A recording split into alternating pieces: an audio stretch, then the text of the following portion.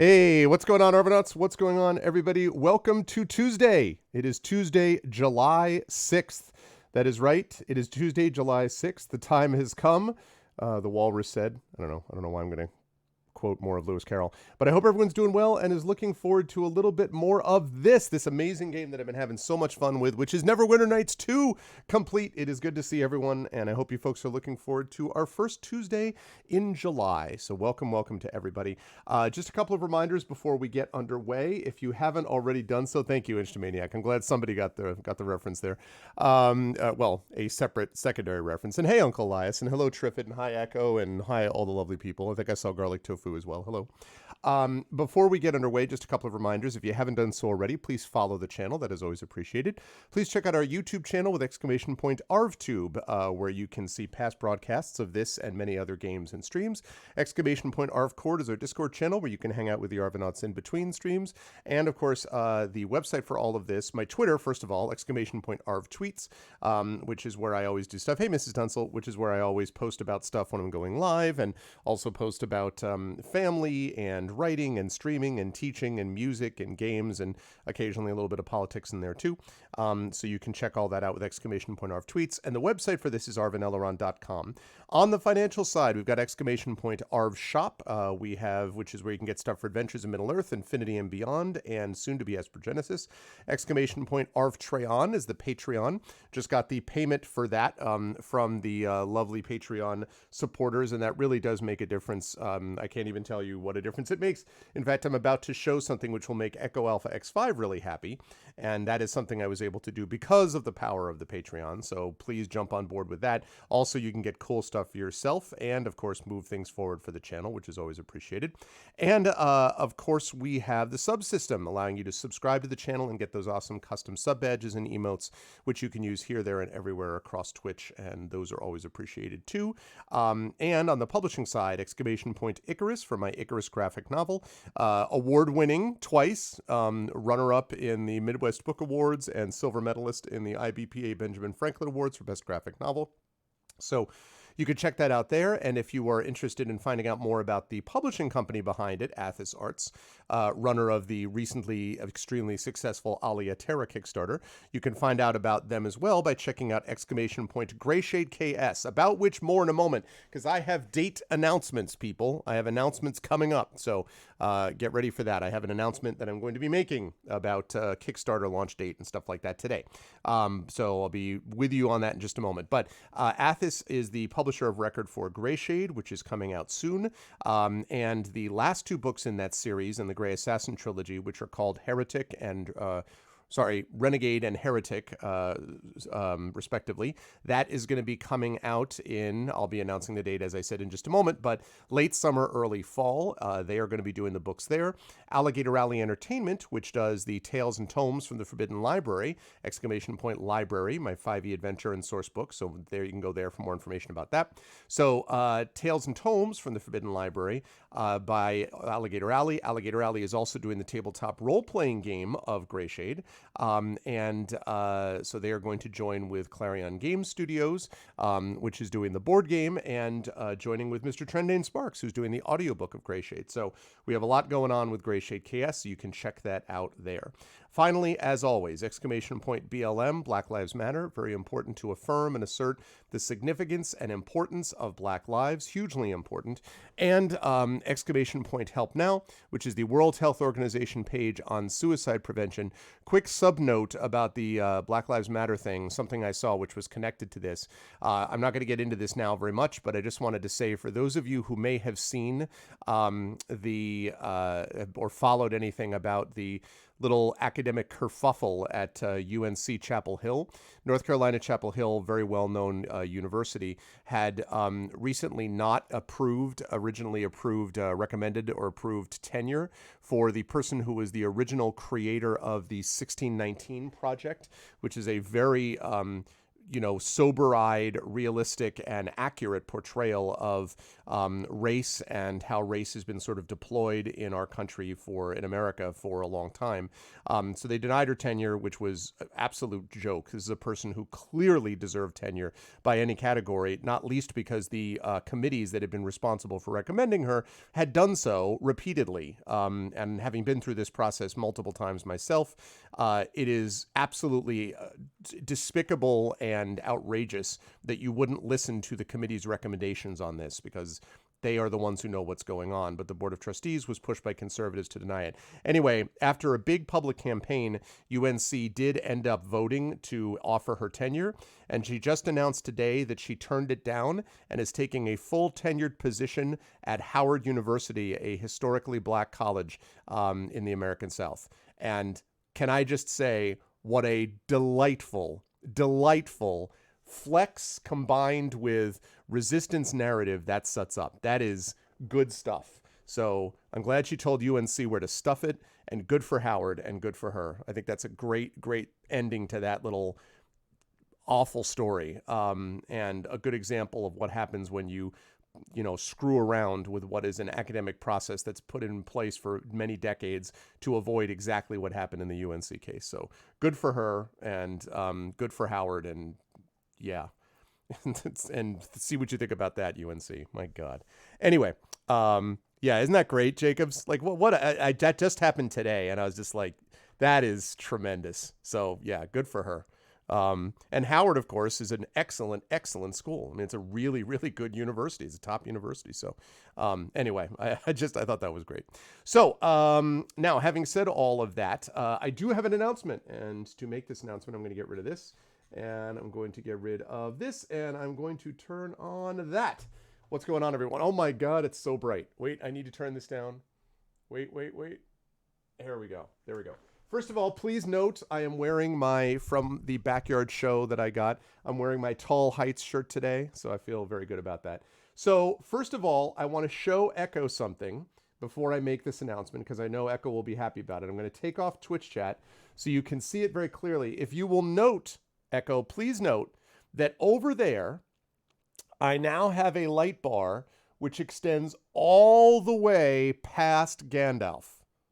All right? So the entire top of the bookcase, just for you, Echo. See? No, it's not just for you. I'd been thinking about it anyway, but there you go, Echo. See? Right along the whole top of the bookcase.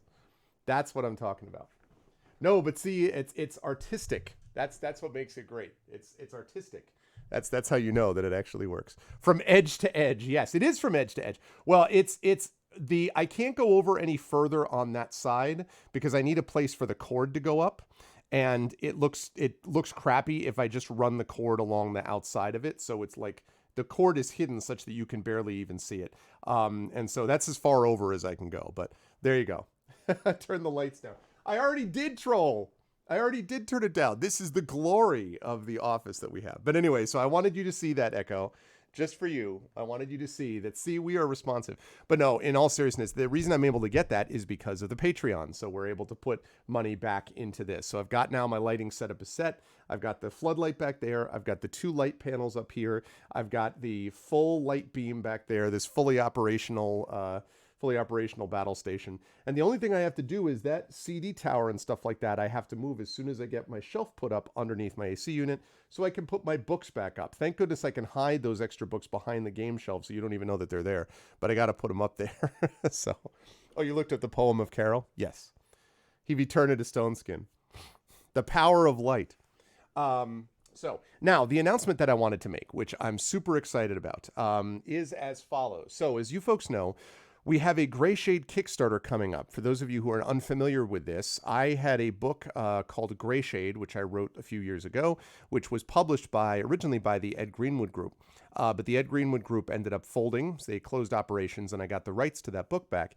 And the thing is that the book actually had existed before the Ed Greenwood Group. So I had made some adjustments to fit originally into Ed's world, but it's, I had my own world set up that I was, putting together for this. And so I was able to go back and readjust that manuscript. And of course, it was part of a trilogy, the Gray Assassin trilogy, Gray Shade, Renegade, and then Heretic. So The first two books were already completely written. Renegade is already finished. I have to make some adjustments and tweaks to it based on edits, but it's already done. And Heretic is fully outlined, although that book is not written yet because, I didn't have a place that where it's being published yet. So we have decided that we're going to be kickstarting this. So the first that you're going to see of this is going to be coming soon from Athos Arts, the Gray Shade novel. That is outside of the Kickstarter. That's going to be published separately. That's going to be coming out before the Kickstarter, and we're very excited about the prospects for that. I'm very excited about this book, and I worked hard on it, and it's a really I'm proud of the book. I think we did a lot of good work with it. And so, especially after the edits that it's been through, Emily from Athos Arts has made some wonderful edits and some really good changes and alterations. And so between that and John Helfer's edits, it's going to be really cool. So Gray Shade is going to be coming out soon.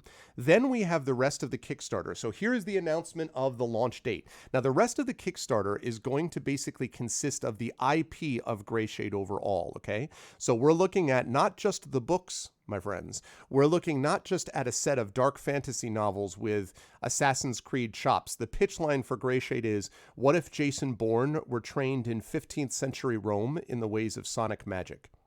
That's the image in your mind that I want you to be thinking about with this. Also, Lankmar, if any of you are familiar with Thieves' World type of stuff, so that kind of feel.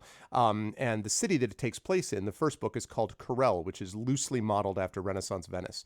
But anyway, so that's the initial book, right? So not only do you have the novels, the Grey Assassin trilogy, but there's more. We have a board game being developed by Dylan Bertolo. Now, in case you're like, well, who is Dylan Bertolo? Dylan Bertolo is a professional game designer, one of whose biggest project to date has been the Sprawl Ops board game, which is set in the Shadowrun universe, published by Catalyst, and which made over $100,000 on Kickstarter. So Dylan's board game Sprawl Ops, which is out there and is really, really good. Dylan designed the Gray Shade board game. That is also complete. It's just now in prototype, obviously. It has to be actually put into production models, but that's what the Kickstarter is for. Very, very excited about this game. It is an adventure game with items. It follows along some of the aspects of the story. There's a mystery to it. If any of you like Shadows over Camelot or like a little bit of the kind of Babylon 5 board game feel where you have people working cooperatively, but maybe not totally cooperatively, it's really, really cool stuff. Sonic, S-O-N-I-C, as opposed to Psionic. That's right. He was in Knight Armor. Yep, that's right. Yeah, I've known Dylan for a long time. Dylan's also a solid writer, and but I mean, just as really good game designer. So we have the board game coming out. That's being done by Clarion Game Studios, which is also the studio that is coordinating excuse me, this Kickstarter, which we're going to be doing. Then secondly, so we have the board game and we have the books, but there's more because Alligator Alley Entertainment, who did the fabulous Espergenesis campaign that we run on our channel, they sponsor that, and also did my Tales and Tomes from the Forbidden Library, and also has done things like Witch Hunter 2nd Edition and stuff like that.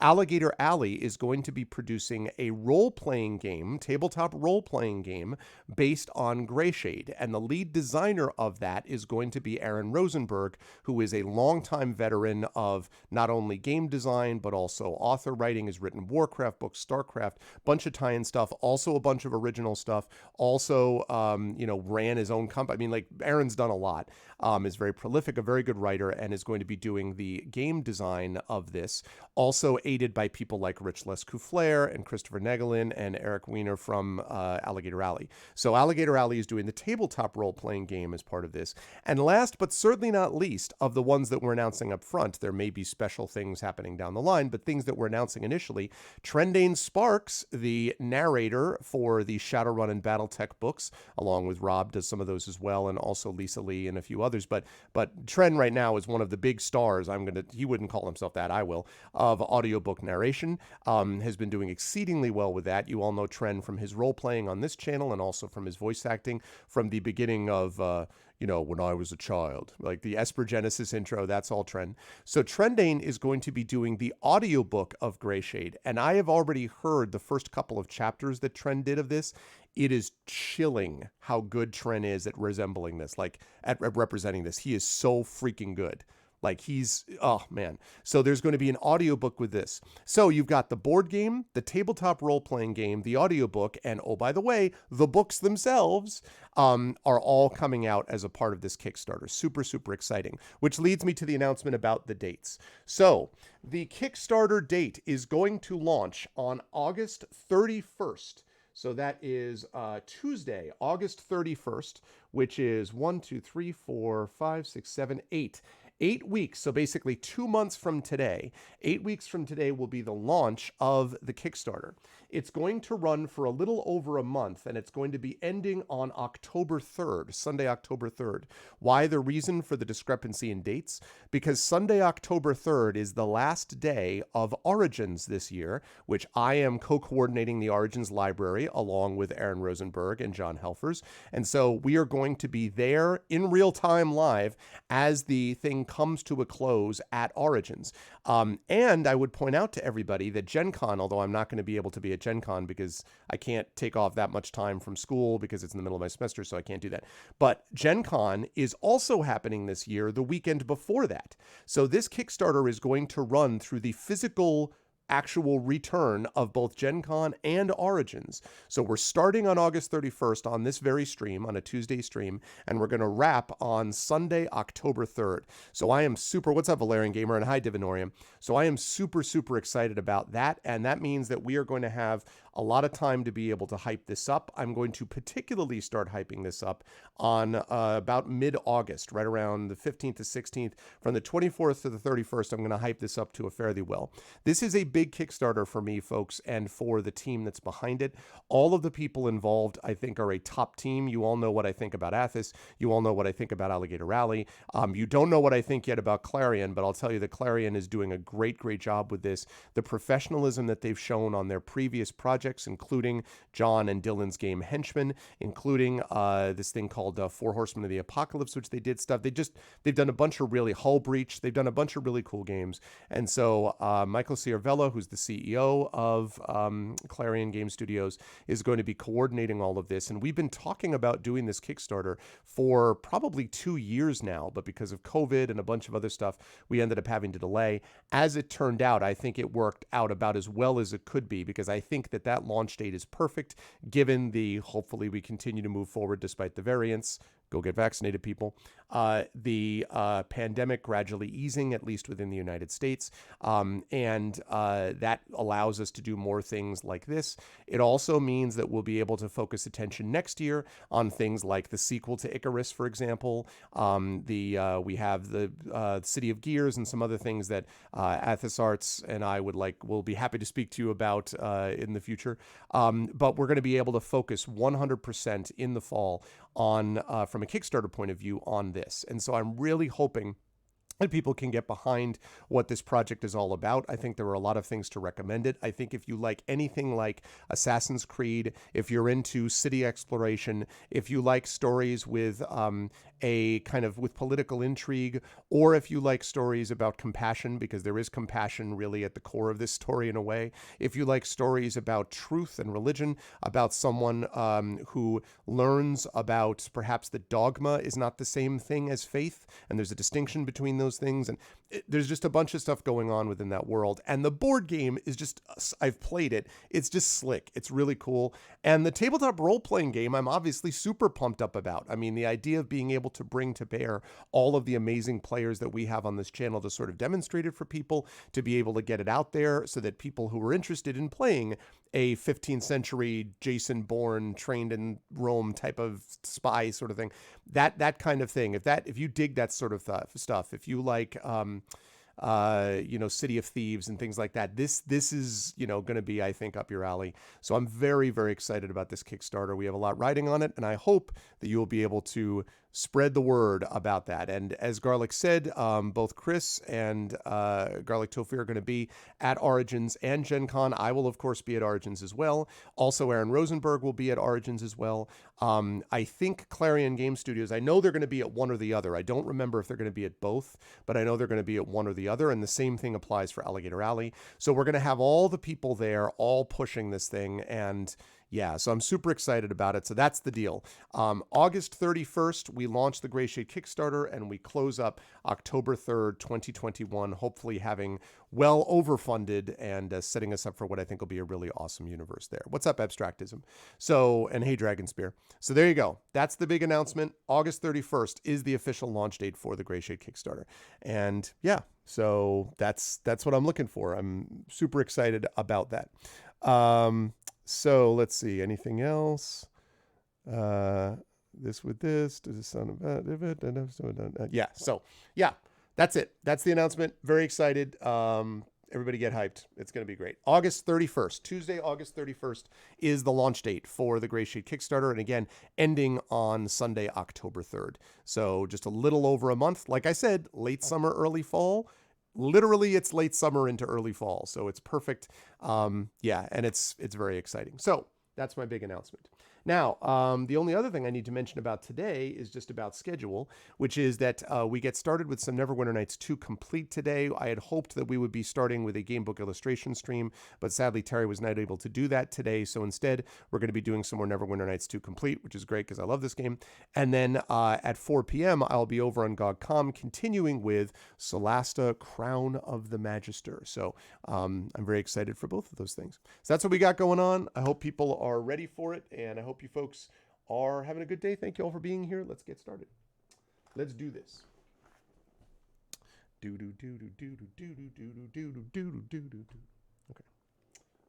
Right. Neverwinter Nights 2 Complete begins. Yes, Esper Genesis was 5e. Yeah, Esper Genesis was 5. Well, I mean, it's 5e rules based. So yeah.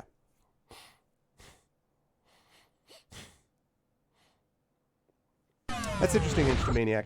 I have to say, I have been enjoying the game more and more as I've gone on, which is what people mostly told me would be the case. That it was a game that I would like more and more as you know, time has gone on. And I'm really excited for Mask of the Betrayer afterwards. So I've been digging it. I mean, I really have.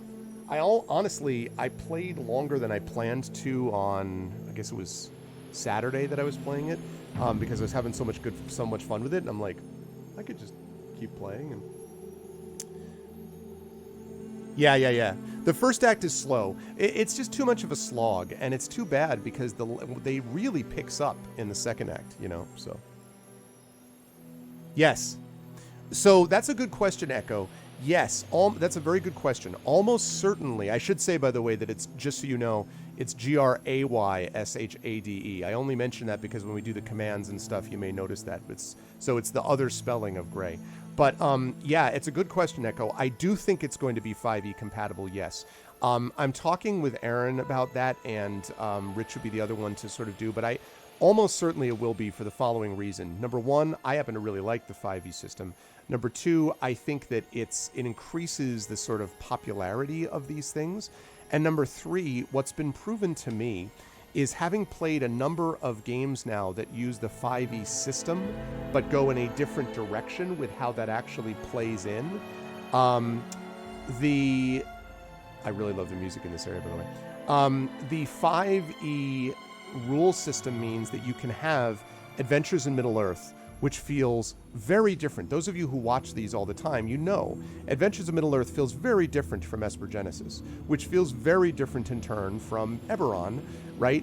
These 5e systems feel different from each other because of different mechanics that are put in, and we will have our own different mechanics within this tabletop game. We're going to be including, for example, something called Faith, which will have an impact on how the game functions. That's taken deeply from the world and the aspect of how the world is rendered, and there are numerous other examples of that. So yes, Echo, I think almost certainly it will be 5e based. It just makes sense to do it because of the extra audience that gives us, for one thing, but also because I've been convinced about the flexibility of those systems. Now, don't get me wrong, Blades in the Dark, the Powered by the Apocalypse games, the Forged in the Darkness games, right? All of those games systems, and Talisman, which is obviously a different system too, those games and other ones, Fighting Fantasy, there are lots of different game systems that I've played and lots of ones that work very well. So it is not the case that 5e is the only thing that matters. But I do think that that even a 5e based rule system has proven that it can exist somewhat, that it can function as its very own different universe while still giving people an access point into the world. So yes, I would think that's almost certainly the case. So you like the first act? Oh, yeah, I didn't love the first act. It was okay, but it just got much better after the second, third. Also, I wanted to mention, for those of you who haven't seen this, I was really sorry to see yesterday that Cubicle 7, which used to make the Adventures of Middle-earth game, and then they had to stop doing that, and now it's Freiliga is the one that's actually doing it. Free League, they haven't yet come out with more details yet. I really hope that we can get them to sponsor us at some point. But in the meantime, we're going along with the Cubicle 7 stuff I still have, which is just not sponsored by them anymore because they don't make it anymore. But they just announced that they're not going to be doing that for Lone Wolf either, which is surprising to me. There's a Lone Wolf adventure game that I got actually some stuff, and I was hoping at some point I'd get a chance to try and play, but they just announced that they suddenly have decided that they can't do it anymore. So they put everything on their web store and on Drive-Thru-RPG on sale. And I went and I picked the stuff up because I was able to pretty much get everything for about $100, PDF and hardcover. I really like the Lone Wolf stuff, and I would like to play it at some point in the future. They just re-upped with Home Guard Press, which is run by Joe Deaver, the author of Lone Wolf, who passed away a couple years ago. His son runs Home Guard Press. And they had just partnered with them back in April. They had just relicensed. So I don't know what happened. I'm a little worried about what that says about Cubicle 7, frankly, because this is the second time that they've dropped a property right after announcing they were going to continue with it. So I don't know what's going on with that. I think now they're basically down to Doctor Who and Warhammer are the two big things Cubicle 7 does. So I don't know what that means. But anyway, if you're interested, you should run over to Drive-Thru-RPG or to the web store at Cubicle 7, and you should pick up their Lone Wolf stuff. It's cool just to read through, just from a universe point of view, so I thought that was cool. And the other thing is, I know, right? Something like that.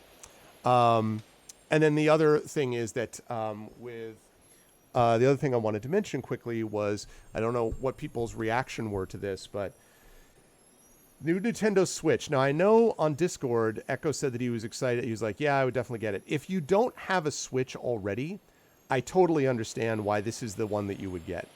If you do have a Switch, I don't understand what the point is. Like, basically what it does is it gives you a better screen on the little screen. It gives you an Ethernet dock. And it gives you slightly better audio. But that's okay. Like, no 1080. I thought it was going to be more than 1080. No 4K support when docked. No really increased battery life. You get slightly bigger storage, I guess, from 32 gigs to 64 gigs. I mean, everybody at this point, including me, has just for like $60, bought a 128 gig SD card to put in there. And like, I don't understand who this is for. You know, if they were increasing the output and all of a sudden they were like increasing the resolution, well, sure. Or if they increased the battery life, sure. Or if they went from 32 to, I don't know, 128 gigs, sure. But as written, as constructed, I'm just kind of like, okay. Again, unless you don't have one. If you don't have a Switch, absolutely, I would go for this one first. Why wouldn't you? It's $50 more, but for $50 more, you get this extra bonus and benefit. But I don't know. If you already have one, I don't really see it. Yeah, exactly, Troll. Everyone is like, great, so we have a better screen to watch things being played in 20 frames per second. And don't get me wrong, I really like my Switch. I think the Switch is an excellent console. I've played a lot of stuff on it. I've actually been playing some of the Super Mario Golf, which I actually really like because I like Camelot sports games. I think it's a really good console. I love it, but I don't understand what this does to improve it. You know, but Nintendo's gonna Nintendo. Sometimes they are inscrutable in how they do these things. All right, with that said, let's get into this game. Book of Spring. So we already did the Book of Winter. Now we got the Book of Spring. All right, what do we got? Orphaned at birth, the hero known as Blue Cloak took his name from the mantle he inherited from his musical master. Skilled in song and spellcraft and an irrepressible optimist, he was the group's voice of hope and inspiration. As the armies of Ilfarn were routed in the night's battle against the great evil, it was Blue Cloak's music that gave them the courage to stand their ground once more.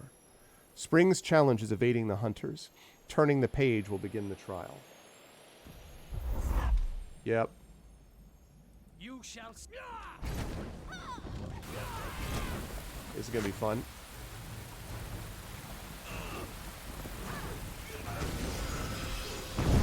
Kaboom!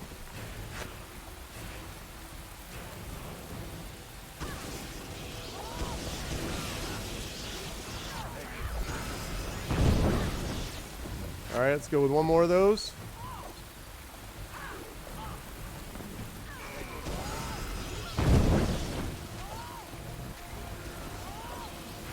Okay. Alright, let's go with a...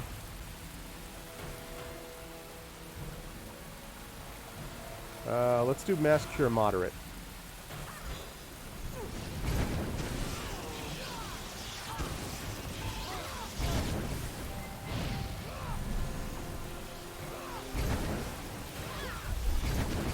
Wow. So my guys are kind of wrecking face right now.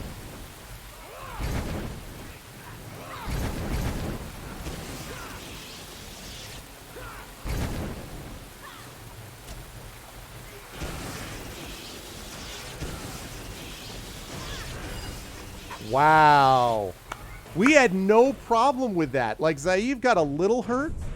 Zaev got a little hurt, and he got poisoned. Kelgar got poisoned, but basically, that went really well. That's really... You still... What's up, Trent? Yeah, that was, Alright, where's my heal at? I know I have heal.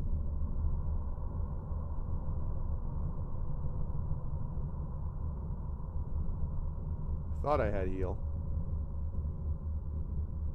I do have heal. Oh, doesn't matter. Kilgar's fine. Never mind, everyone.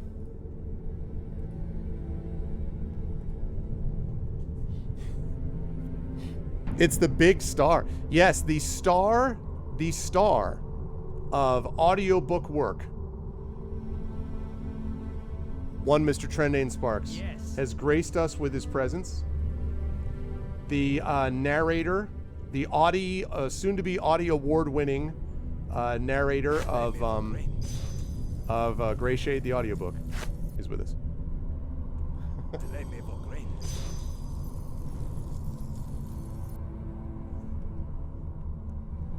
The one who puts the shadow in run, Mr. Trendane Sparks. Oh man, it's so good. So good. All right, good. What?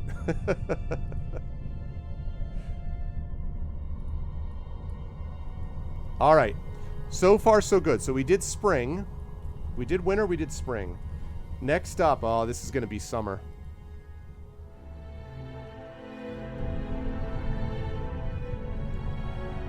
How's the volume, by the way, everybody? Volume okay? I love this music so much.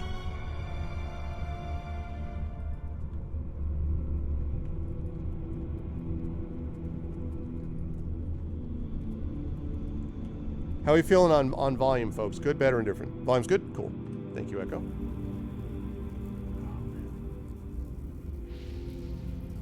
Oh, God.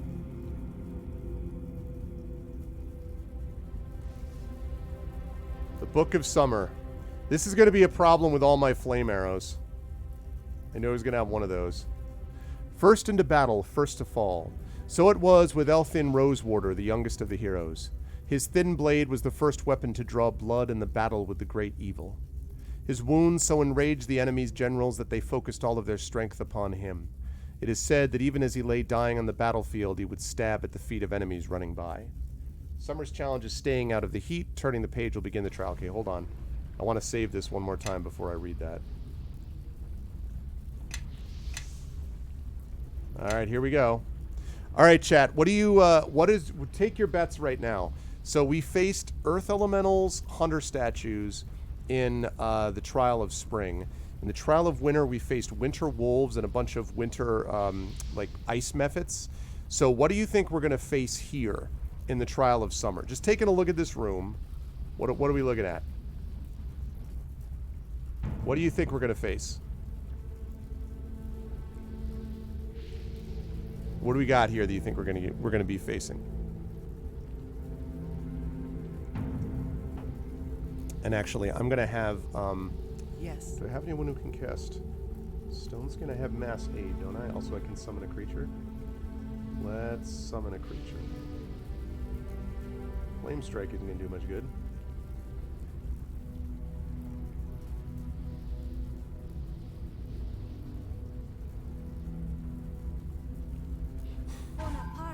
It's going to be John Cena.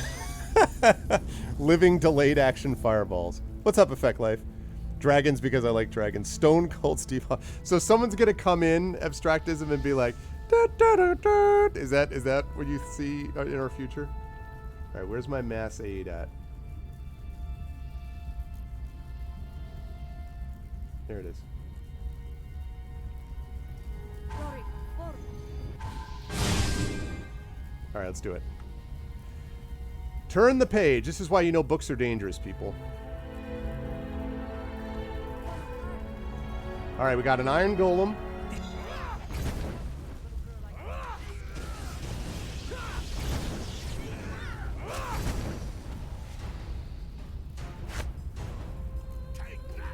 Know that your life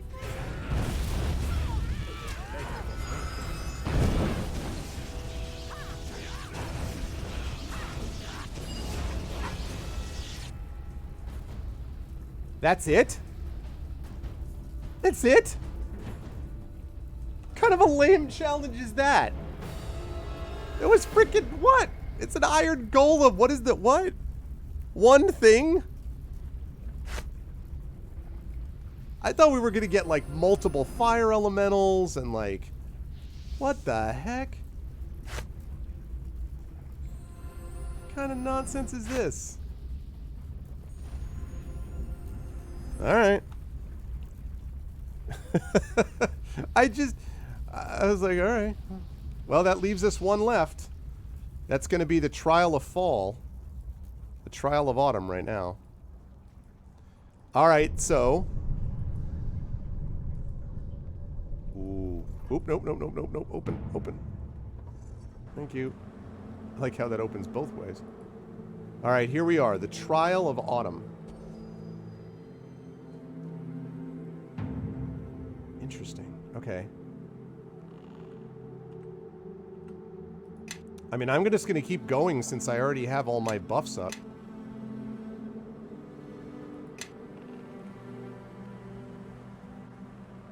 Thanks for joining us, Bruno. Bellerin the Fair was the experienced leader of the Four Knights. After Elthin and Bluecloak perished against the great evil, Bellerin directed Vigard to defend the citizens of Arven as they crossed the Aelwyn River. Bellerin led the remainder of her small army into the heart of the enemy legion. She slew the great commander of their Black Host before she fell. I don't know, Abstractism. I mean, this is Neverwinter Nights 2 complete. I don't know if they included it. I think it's just part of the main campaign, I thought. Autumn's challenge is finding shelter in the storm. Turning the page will begin the trial. Oh, we've got Sylph. Okay. Oh, boy. Oh, boy. Ow, ow, ow, ow, ow.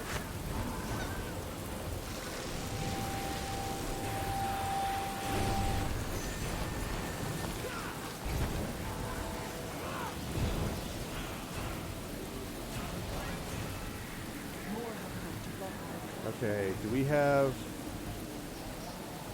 No, I don't want that. Massacre. I want cure critical wounds on you. Let's go.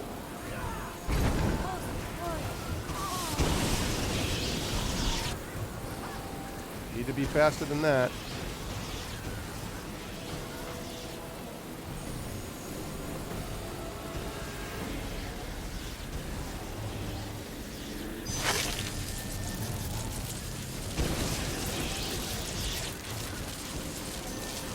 All right, let's go, Sil. Let's go. Whoa, whoa, whoa.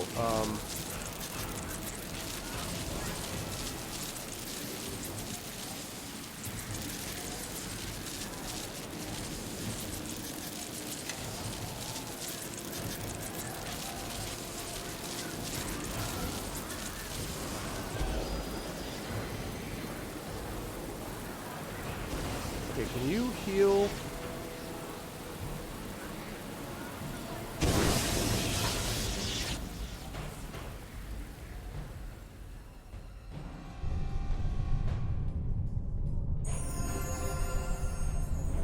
Okay, that was a little hairy. That was a little hairy.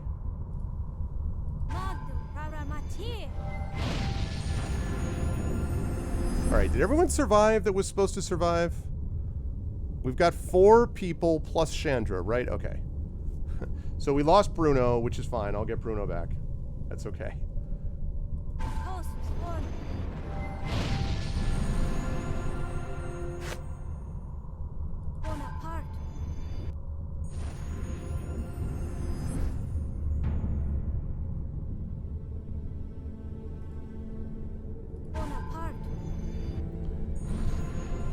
Yeah. No, I lost my animal companion, my familiar. They definitely died in the fight. That was not a surprise. I just wanted to make sure that I hadn't lost, because I can resummon them. I'm going to rest anyway, you know, before this final encounter. So. Yes. Ooh, wait a second. Make your path mine. Are you the one? Yeah, you do. I'm going to give this to you. All right.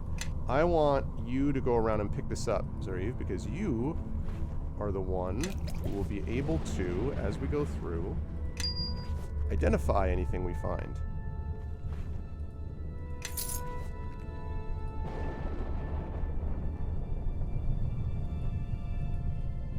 So we had the storm situation here, hence the sylphs.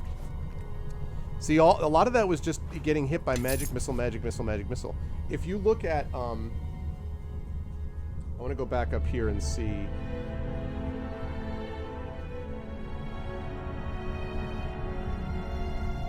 Let me see if it shows. Yeah, okay, so this was like some kind of... Actually, that wasn't... I wonder what that was. That was not magic missile, because it was all cold damage. But if you look at this thing that it got hit by, so... Look at the sylph here, right? Oh, that was magic missile. Okay, one of them was magic missile. So 5, 3, 4, 5, 2. So we're talking 12, 17, 19 damage. And then 24, 29, 31, 36, 41, 44, 44, oh, more than that, sorry, 47, 50, 55, 59, 63, 65, 70, 75, 77, 81, 84, 89, 92 damage. 97 damage, basically, on that first run of magic missiles and cold spells. That's a lot of damage. That is a lot of damage. Yes. I, myself, have 126 points of damage to begin with, like, hit points to begin with. So, like... Yes. That is quite a lot of damage.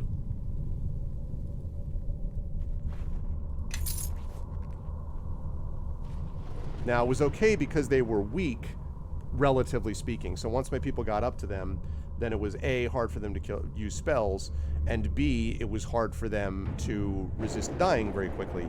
But if you put like a bunch of these all around here, right, all in the corners behind these trees, you know, if you had like 6 sylphs and they're all shooting, I don't know, 5 magic missiles each, so you're getting hit by 30 magic missiles with an average of 4 damage to 5 damage per, you can imagine how that's going to add up really quickly. So that's a good note, by the way, for people who are like, how do I balance for my party when they just... There's other ways to do it, even with weaker creatures, when you tactically place them in the right spots.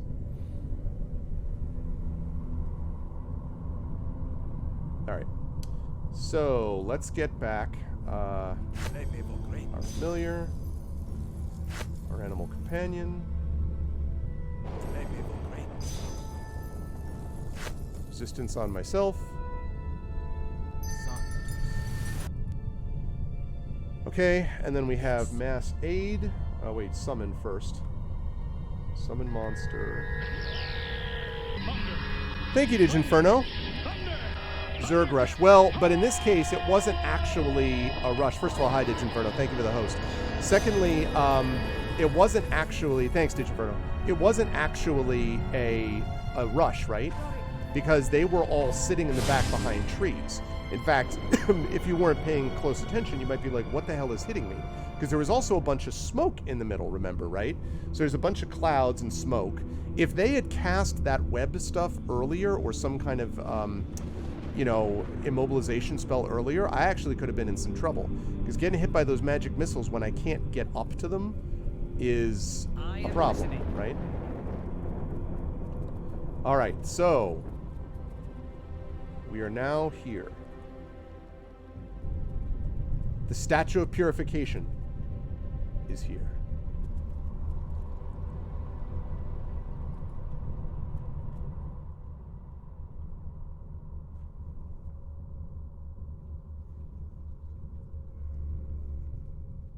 In ancient times, the Guardian was created to protect Ilfarn. If the time has come to dismantle our great instrument, you will be an agent of its destruction. Take this blessing of cleansing. May it burn away the darkness in your travels. And I just remembered I didn't actually use my blessings before that last fight. Now I have 3 of them. The third part of the ritual is complete. Feel the power of Ilfarn fill you, and see what it is you stand against. Ooh, nice, Tren. Won't be in time to help me with this, but the next time I play it with today, but the next Celasta session, it'll be there for He me. knows what we are doing, but you have learned how to place the power of this ritual between you and him, like a barrier. And if he attempts to break it, he will only wound himself. Yeah, he will. You've received the Cleansing Nova special ability, which burns enemy undead and outsiders with fire damage. This ritual links with the Web of Purity ritual ability. If Cleansing Nova damages a foe caught in the area of a Web of Purity, all other targets within that same web suffer the effects of the Cleansing Nova. Really? Alright, well, I have my Nova stuff set on 3. I've got Aurora Chain and Shining Shield. I don't have the web yet. I have to get the web, but that's pretty sweet. So, let me get... Where's my drop-down menu here? Okay. Special abilities.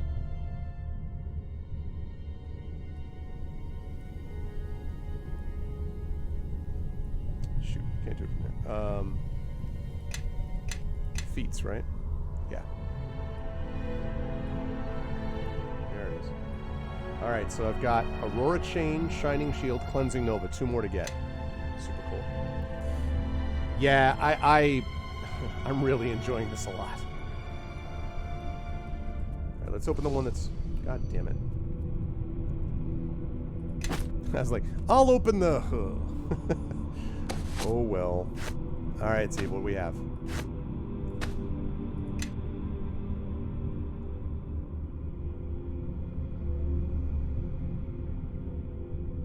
Yes. Okay, can you open that, Nishka, please? Absolutely need a rogue. Like, one thing I'll say, like, you must have a rogue. You should probably have a rogue most of the time anyway. You absolutely have to have a rogue in this game. I actually don't know that it's playable without it, really. Alright, so I got that. Got that. Got that. One more.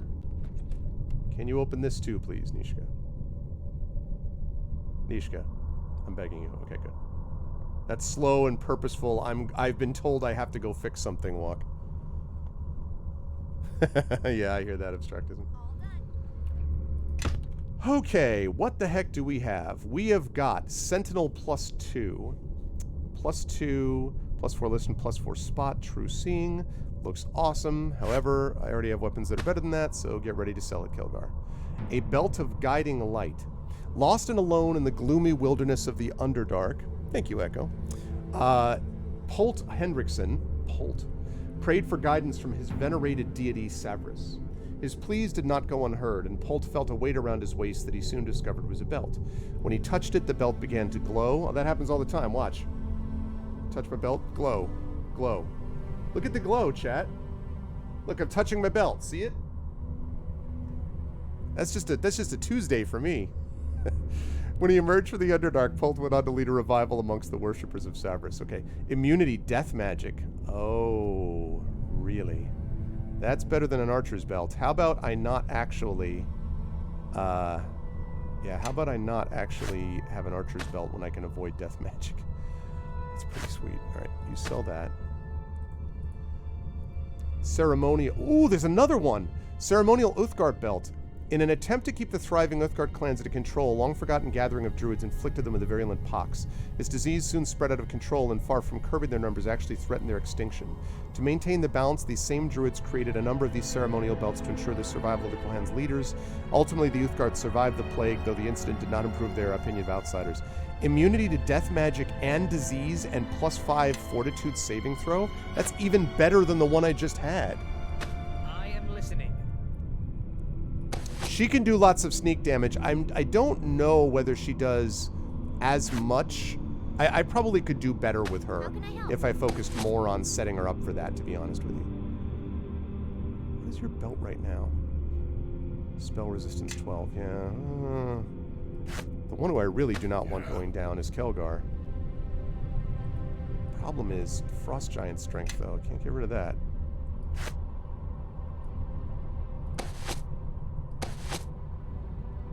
All right, Chandra. Something you want?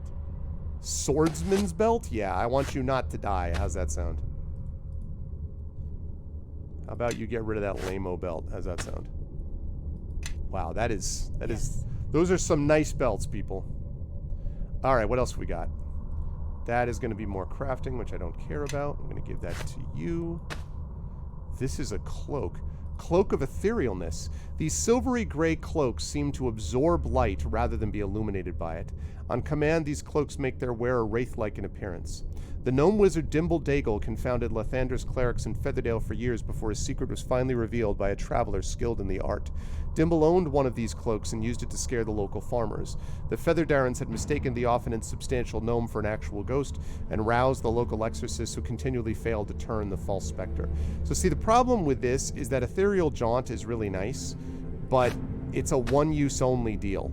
So compared to something which is giving constant benefit, I'm not, I mean... Grab a buddy and let's head out. Yeah. He's still using the Harvest Cloak. He really needs a better cloak. Why does Kelgar need Charisma +1? Cloak of Fortification. That's better than what I am listening. This is going to be... This cloak. Improve +4 to poison, resistance to piercing, slashing, spell immunity to web. Yeah, I mean... Yeah, that's not... I don't know. I guess I'll give this to him as a if needed type of deal. Alright, that goes up to you, Kelgar. This goes up to you. Alright. Spell Shield. Named for Laeral Silverhand Aronson, who created the first shield of this type, large steel shield also imbues the wearer with resistance against spells. +1 to shield, spell resistance 16. That's nice. Let's see what we've got here. I bet that's better than Protector is. Yeah. Yeah. Look, same AC bonus. Also looks better.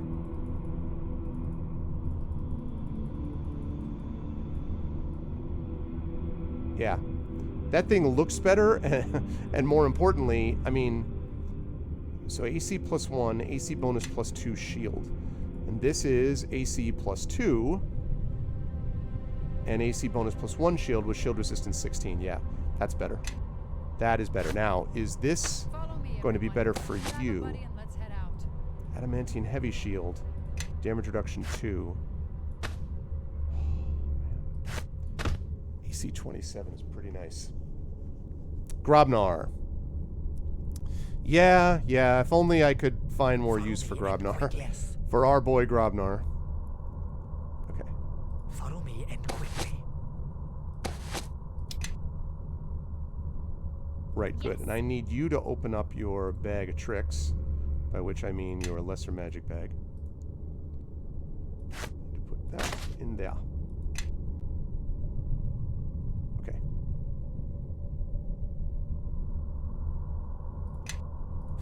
me and quickly. Lovely. All right, I think that's everything. I'll tell you what, the rewards on these things have been pretty damn good. I'm actually, I think they did a pretty good job in balancing out the rewards of this thing thus far. You know, like what particular things, they're a little light on the cloaks, but like gradually they've, you know, more of this stuff is getting filled in over time, which is nice. Okay, and quick save.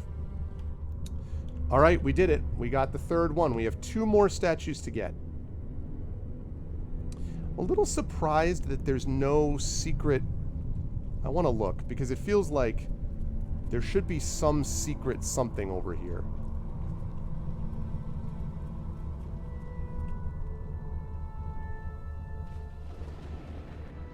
Feels like there should be something there. No? Maybe the other way? Out of winter?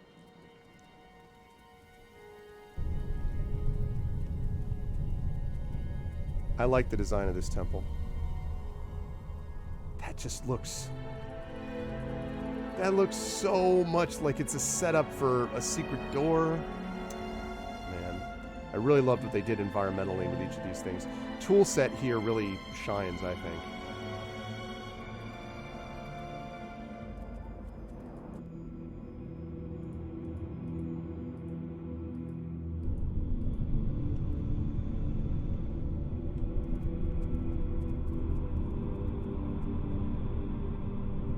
No, I guess not. It's Kool-Aid Man's door. Oh, yeah.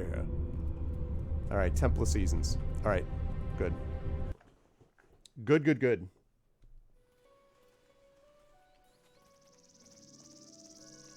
All right, we have 2 places we haven't been yet. And that's the Song Portal, which will probably take us to another world, and the Gem Mines for those last 2. So we're going to hit that now. We already took out the Orc Camp.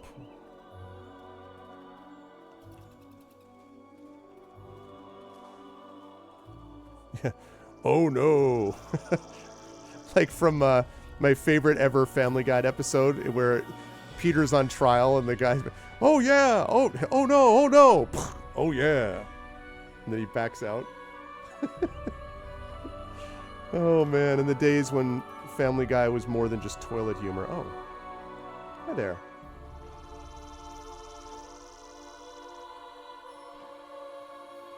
This one then.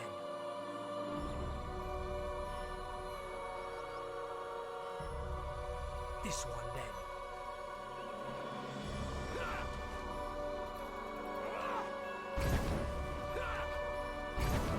Didn't resist that damage, did he?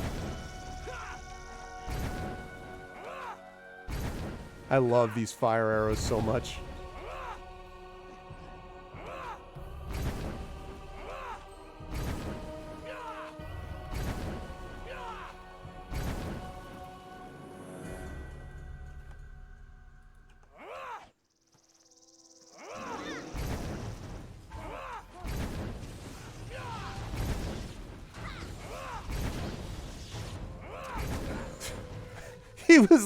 He was like, I am going to get to you no matter what. And I was like, really? Because I don't think you are, actually.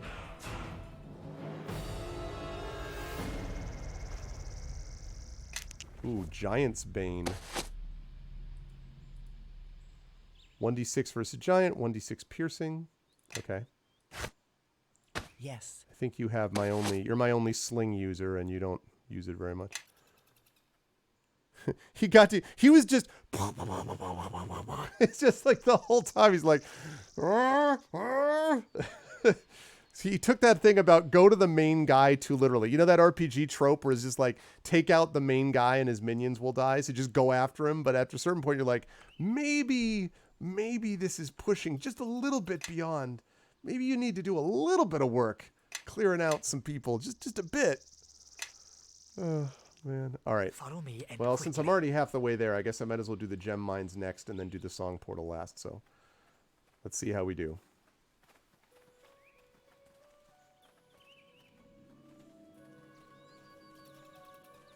Also, those guys are like, I think the last people in the land who didn't get the memo that I've destroyed both armies. So I've eliminated the fight, you know? And they called it a mine. A mine. Yeah, exactly. I'm me. The gem mines. Communion tree. Main barracks. Interesting. What do we have here? Let's save this.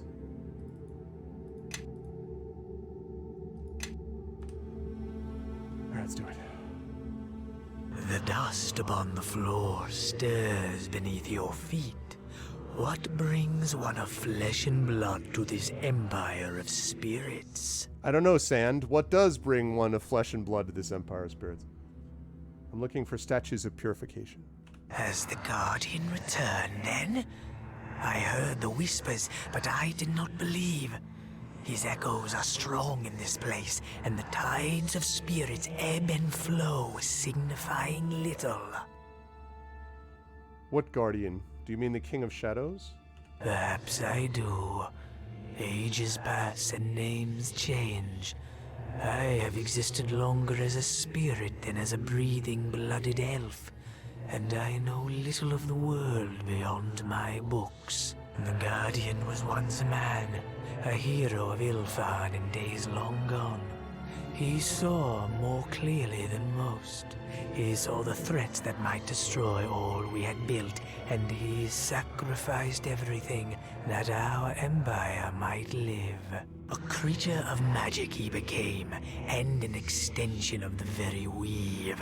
Our enemies, the men of Netheril, feared to face him, so they turned their eyes to weaker prey. By the Guardian's sacrifice, Ilfan was saved.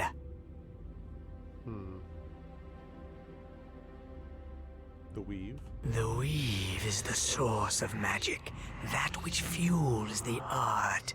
It is the heartblood of mages and sorcerers alike. We thought the weave eternal, an endless font of life from which the Guardian might draw. In this, we were wrong. The weave failed, and the Guardian faced a choice. Allow himself to die and leave Ilfan undefended, or draw his life from another source. For the sake of his people, the Guardian turned to the weave's dark twin, and thus he became a creature of shadow. So he decided to defend his people, but the only way to do it was to become a creature of shadow. Yes, though I prefer to remember him as the man he once was. I am merely a historian, and my judgments are of little consequence. Speak to others who knew him if you wish to answer that question for yourself. Their spirits linger here still. Your Guardian's tale is unfortunate, but he must be stopped. So our leaders also believed. They devised the ritual of purification that we might weaken the Guardian.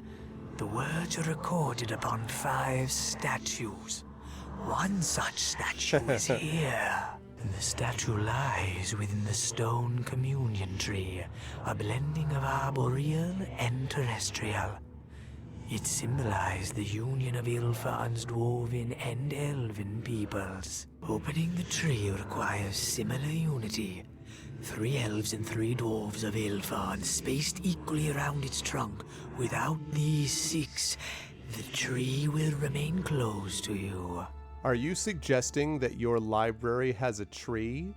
A tree that belongs within a forbidden library? Branding! Where will I find 3 elves and 3 dwarves?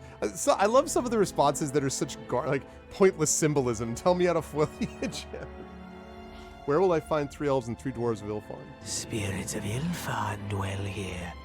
Elves and dwarves who were bound closely to the Guardian and the man he was in life. His memory hangs heavy on their souls. If you gather these spirits to you, then the tree shall open to reveal what it cradles within. Also, nice head fake on the, you're going into a gem mine. Not quite a gem mine as I anticipated it. These spirits are bound to the Guardian, but you are not? No, I am not like them.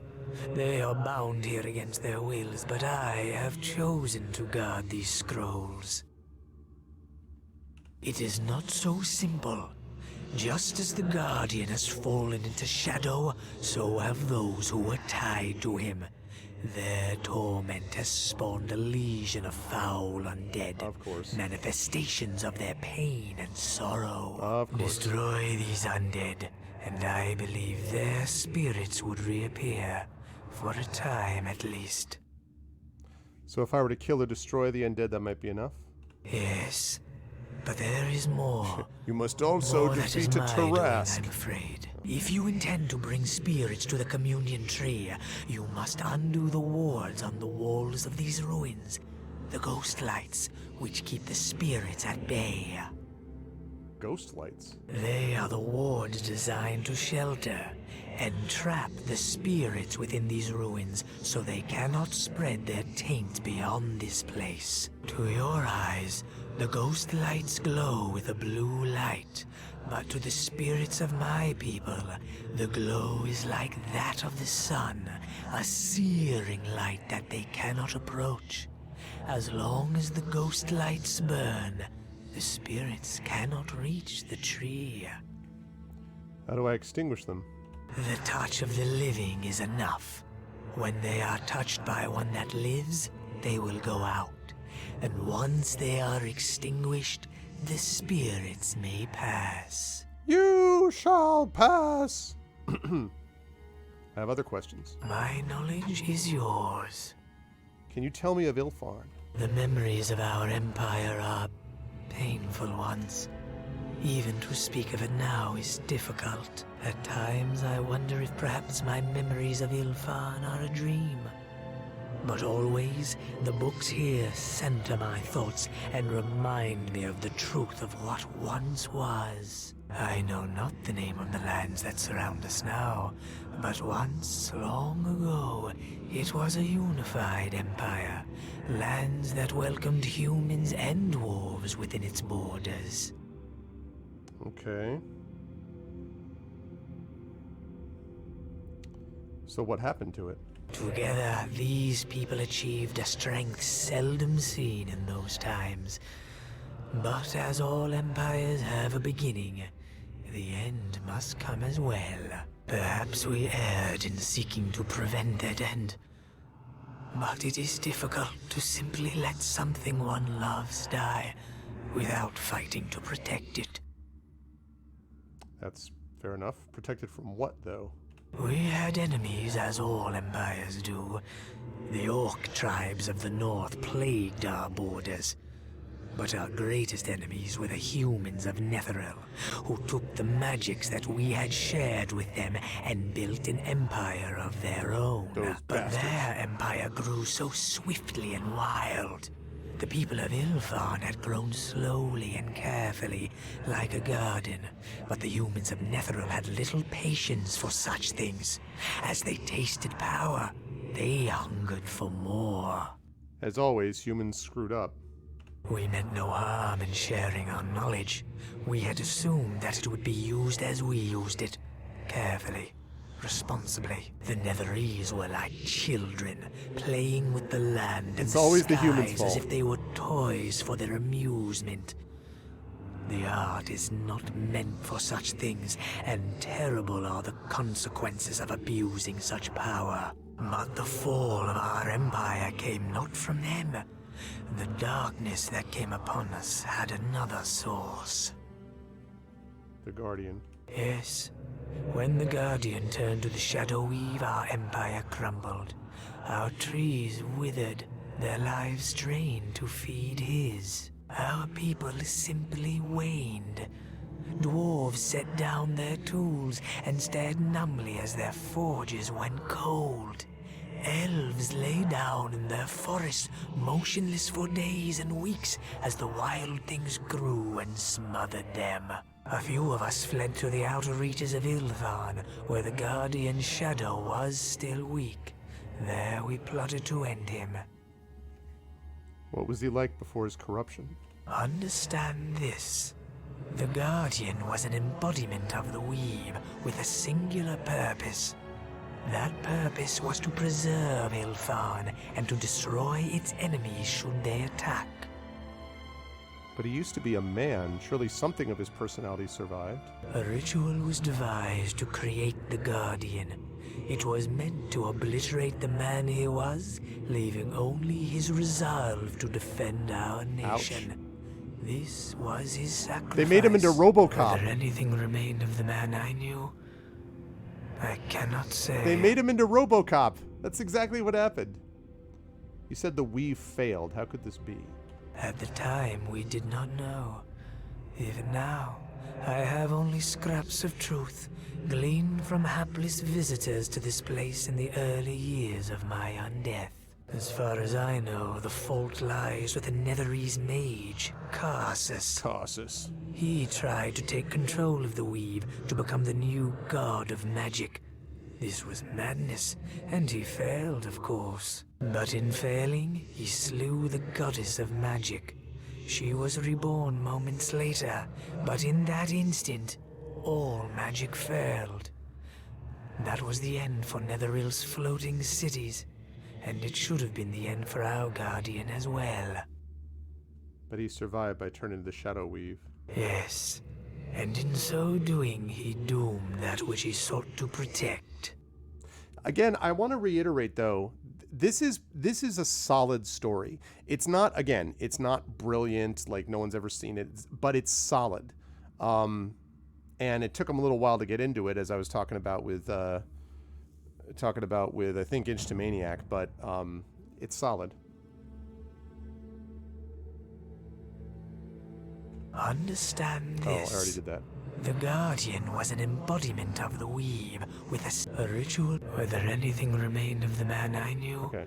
3 times we tried to end him, and only on the 3rd attempt did we partially succeed. Only partially? Yes, we walled him up within the plane of shadows. Or rather, others did. By that time I was dead, and I have no memories of how that victory was won. Farewell.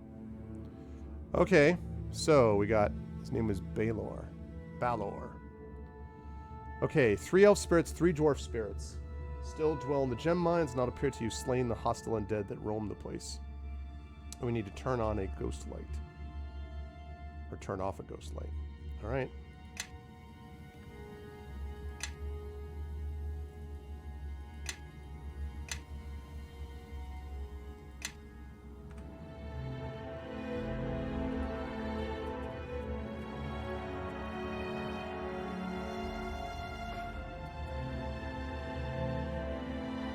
Let's have... Yes. Can you do that, please? What do we got? Acid Fog. Alright, so we did this to her to see if she can use any of them. Whatever she can't, we sell. I'm gonna have so much money when I sell all this stuff. Okay. Create Undead, yes. Bless. Blade Barrier, very nice, very nice. I'm not going to put that in her quick items because I don't want her using Blade Barrier when I'm not paying attention to her and then being like, whoops. All right, which of these can you use? Any? None of them. Okay, cool. So that goes to you, that goes to you, that goes to you, that goes to you, and that goes to you. Yes. Yes. Right, that's all right. Okay.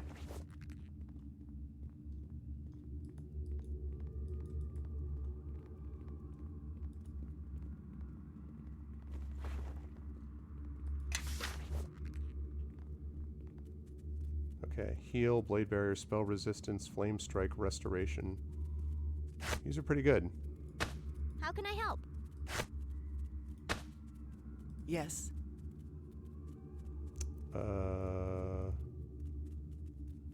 Right. Yes. Bruno is determined. Yes. I will get there eventually. Master, fear not. Oh. Whoa! That was what did it? While I am overburdened.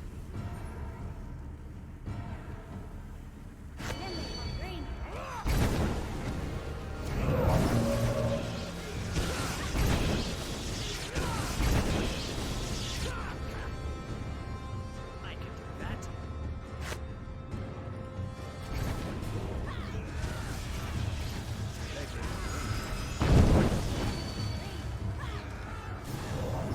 Do another one of those.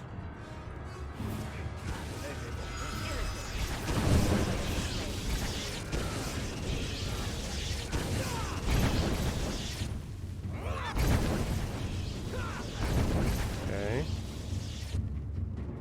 Interesting. Follow me and quickly. It was just the aid one that did that, huh? Oh god. This one.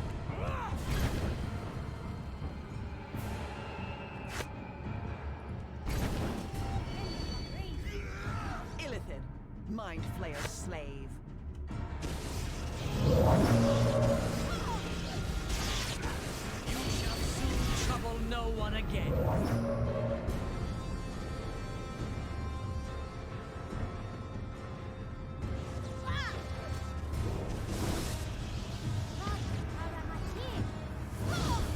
I'm attacking, but it's not doing That anything. is within my power. Okay.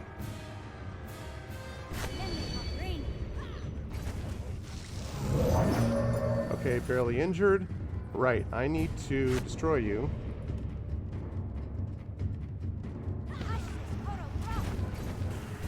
Okay. What else have we got?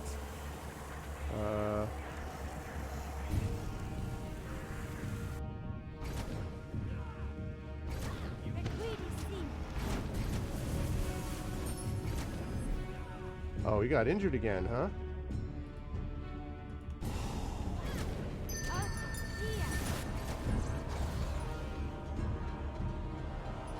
Whisker Shadow. Okay.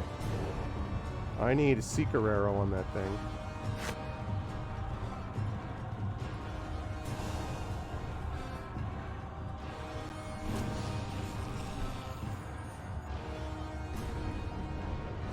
Yeah! 150 positive energy, baby. Oh, this is one of the spirits. Okay. Yes. I am listening. Everyone get back over here. Come on, you're fine. Stop being frightened. Everything's okay. It's all gonna be alright. Yes.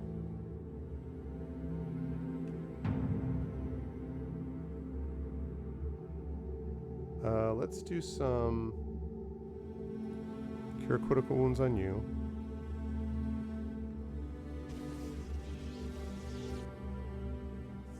Oh god.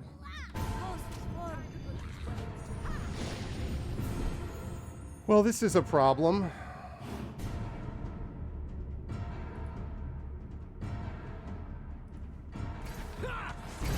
She was so frightened that she ran and aggroed the rest of these people. Alright, can you turn undead, please?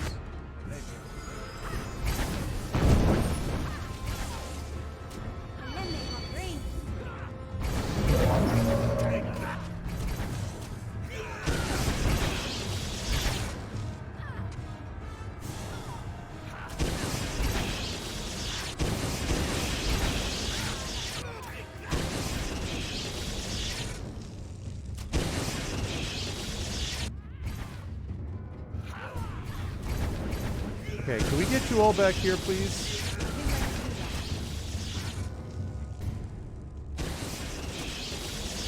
Alright, good. Now, if everyone could please gather up. Avengers assemble. Could everyone just get back here, please, so we could deal with these spirits? Thank you. Follow me and quickly. Alright, we got everybody? Alright. Let's talk to this guy. Hello, spirit. Is it done then? Has the fool ended himself? Or did the ritual fail entirely? This shade is cycling through events of the past, and perhaps has been ever since its death. I cannot say this for certain, but it is likely the one he is speaking of is the one who became the Guardian. The ritual is a success. The Guardian lives. What a waste! A waste, do you hear? And you can tell Ananias that I said as much. I did not tutor that boy for 20 years, only to have him turned into some mindless monstrosity. A waste, I say. But he chose his own fate, did he not? Oh, yes. Chose it himself. Ever the patriot he was.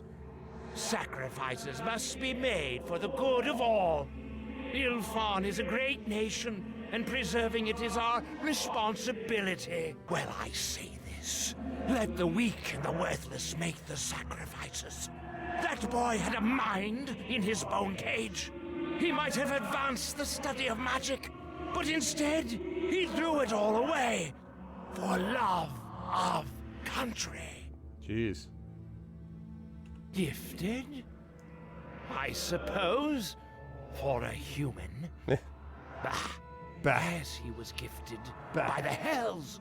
A quick mind, a sharp wit, a noble spirit.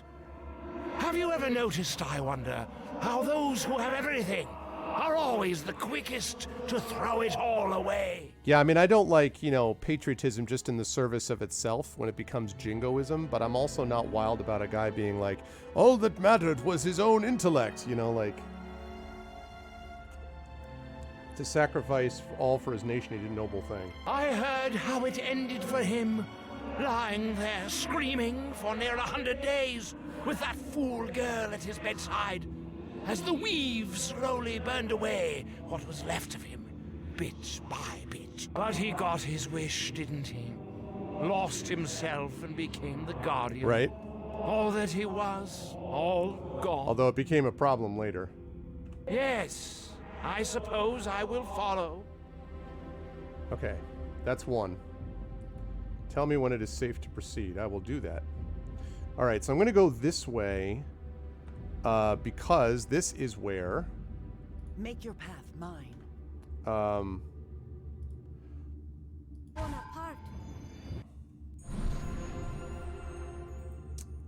Because this is where she already accidentally aggroed most of the ghasts. All right.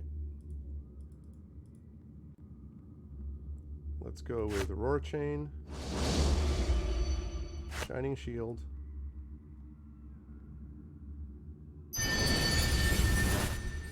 Yes. I don't have Mass Aid because I haven't rested for that yet. But let's do a bless here. I am listening. Okay. Let's go. He had a mind in his bone cage. His rib is where his mind was. Apparently.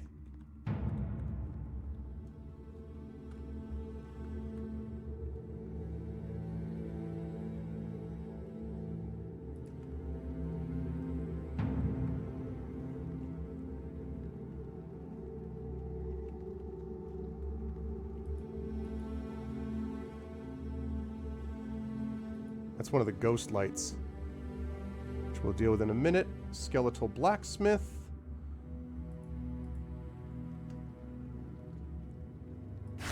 Hail of arrows.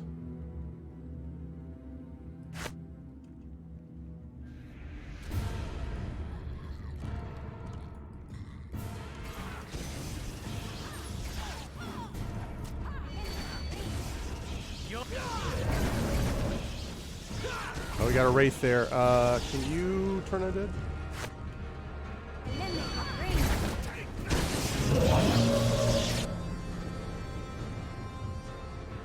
Wait. What?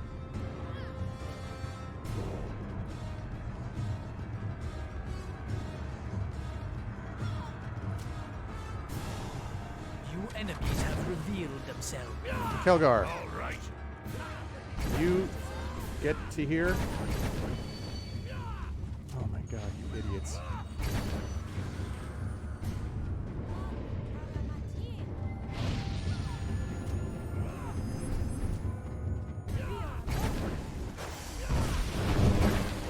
Every wraith in the place.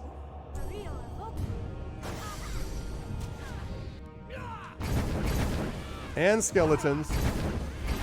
I mean, I guess we'll get rid of all of them at once. I guess that's the one benefit. He's out of turn undeads too. Yeah, I'm gonna need to rest after this little group of fights right here.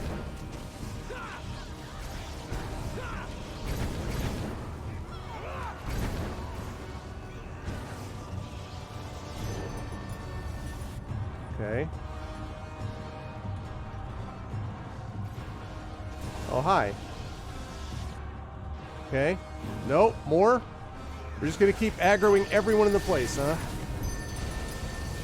That's the plan, huh? Oh my god.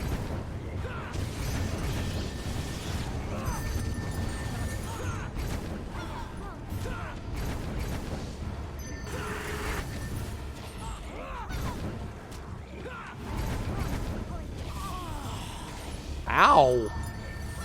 The hell was that?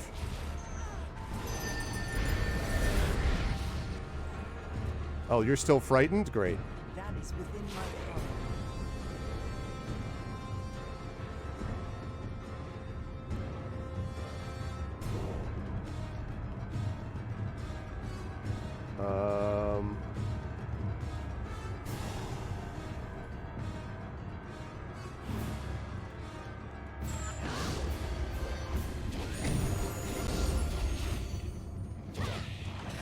Sure. I think we've had enough of this. I'm attacking, but it's not doing anything. Okay, do you have anything else you can use? Bolt +1, alright. How about some bolts +2? Will that do anything? His heart was in his skull cage. I'm attacking, but it's not doing anything.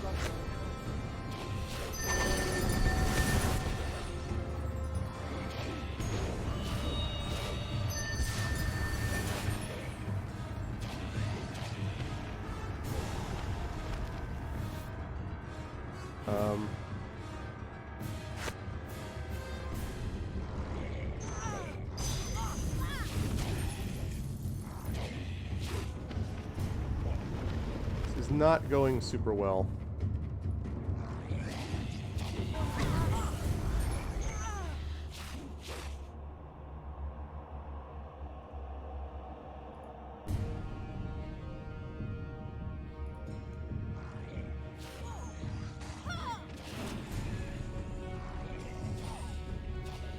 Illithid, Mind Flayer slave. I really, yeah, blind fight would have been huge.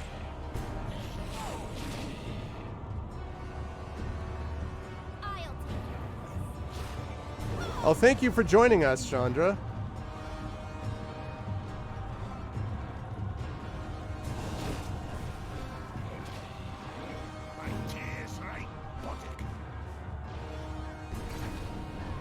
Okay.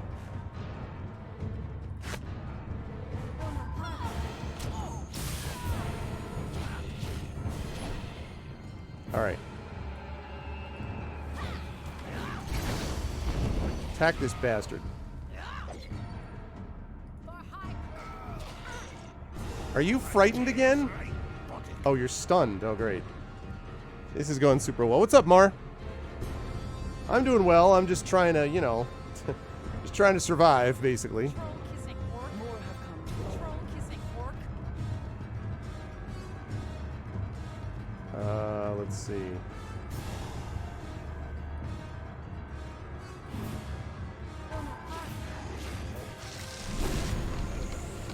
Oh.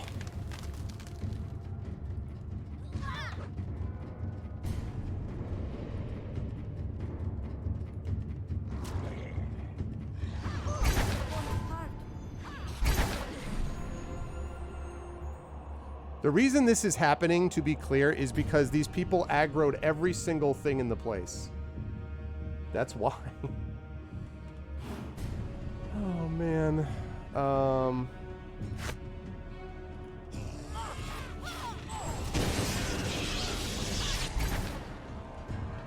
Don't I have other stuff? I do, don't I?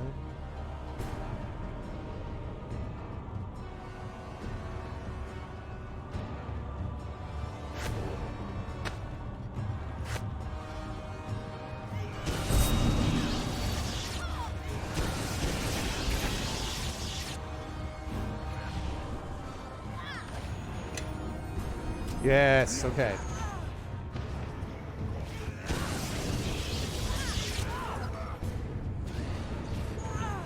I cannot move while... Okay, kill this bastard.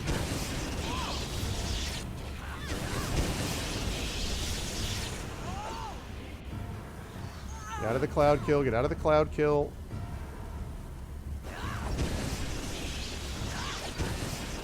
Okay.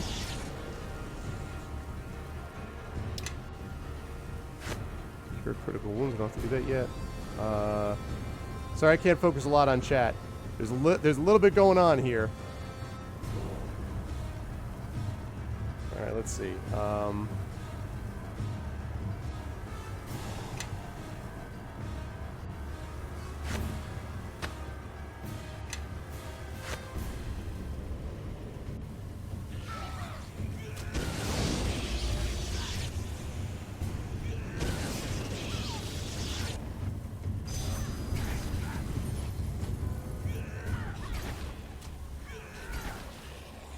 Come on.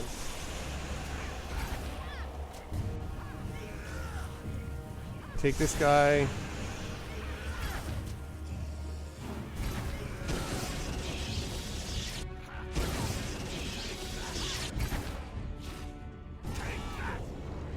That is within my power.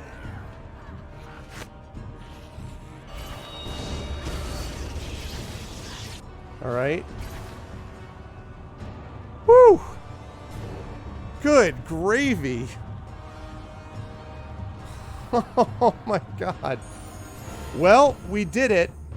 That was messy as hell, but we did it. Good god.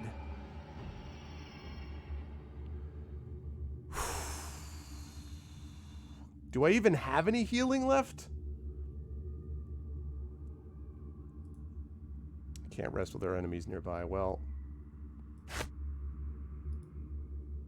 need a healing kit. All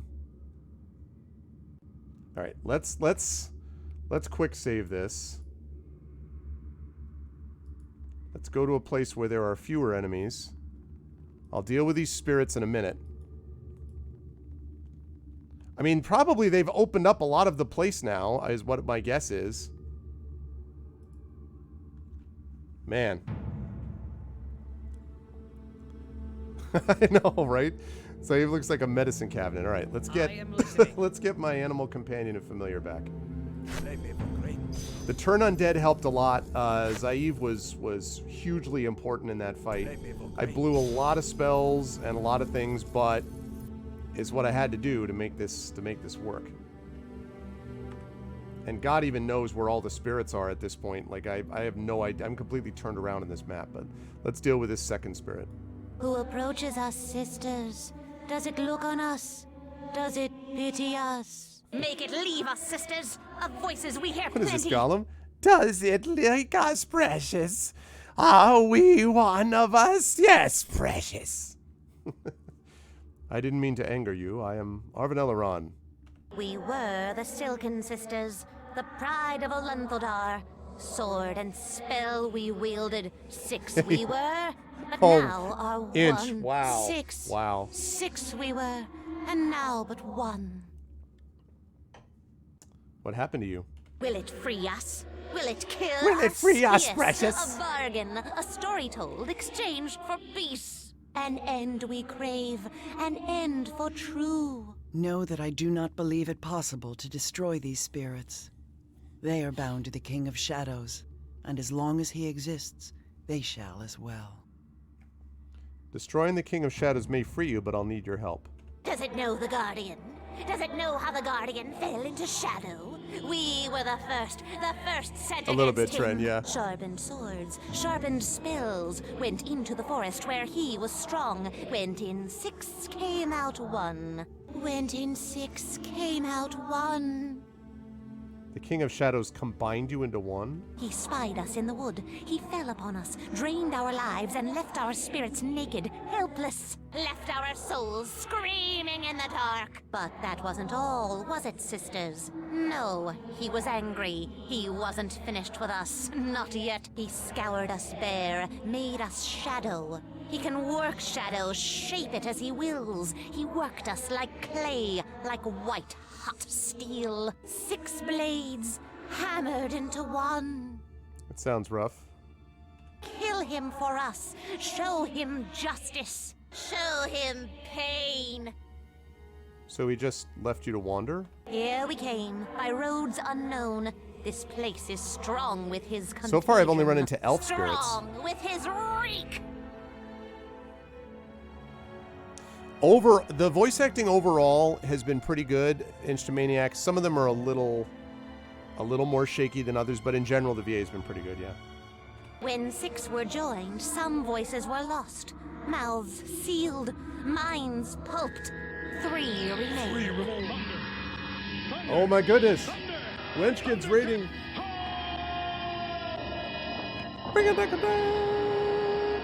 Thank you so much for the raid, Wenchkin. What's up, my friend? Thank you, sir. Welcome to T-Bank. Hey, everybody. Welcome, Raiders. Welcome from Wenchkin, who is probably playing something awesome. Agreed, Thorg. Yeah, pretty much that's how I feel about it. Also, what's up, Thorg? Welcome in, Wenchkin, and the Wenchies. Good to see you, man. I hope all is well. I hope your back is still on the mend. I hope you're doing better with that. Oh my goodness, the double raid. The immediate follow-up raid. As Fleos also raids from all sources. This is what it was like running around inside here. It was just freaking spirits, undead from all directions. Raiders from everywhere. I'm glad to hear that, Wenchkin. Welcome, Raiders from Wenchkin. You folks should follow Wenchkin. He's a good dude. I sometimes stop by and check him out. Really nice guy. Also, solid streamer. Does a lot of Elder Scrolls and other sorts of things. Fleos, it's good to see Fleos. I hope the summer of streaming is going well. I've been lurking a little bit, Fleos, in your Metroid streams since I've been playing that game as well. Good to see you, Fleos. Yeah, and the man behind the GOGD&D SKT podcast. I've thanked Fleos for that a million times, but I'll do it again publicly. I'm really glad that you're doing that. It's been really cool to be able to go back and listen to those in bite-sized format. And hopefully that'll get people fired up to be like, hey, I want to hear what else these people are doing now that we're on to new stuff. So welcome, Fleos. Thank you so much for that. And what's up, Darth Sisu? So welcome to Wenchkin and Fleos Raiders. For those of you who don't know me, my name is Arvin Eleron. I focus on story and narrative in games. So I do a lot of role-playing games, a lot of tabletop role-playing stuff. And I am, of course, a fellow GOG streamer with Fleos. Wenchkin has played, both Wenchkin and Fleos have played in D&D stuff with me quite a bit in the past. And so I am playing some Neverwinter Nights to complete. I'm going to be here until 4 p.m. Actually, here until about 3:15 p.m. Eastern. And then I'll be over at GOG at 4 p.m. Eastern to play some Celasta Crown of the Magister. So definitely stop by. Welcome, Raiders. Thank you, everybody, for the double Immediate raid that we've got. We are in the midst right now of trying to get these spirits freed so that they can... There need to be 3 dwarf and 3 elven spirits from Ilfarn who will surround the communion tree, which will let me open it up, which will let me get to the 4th out of 5 statues of purification that I need.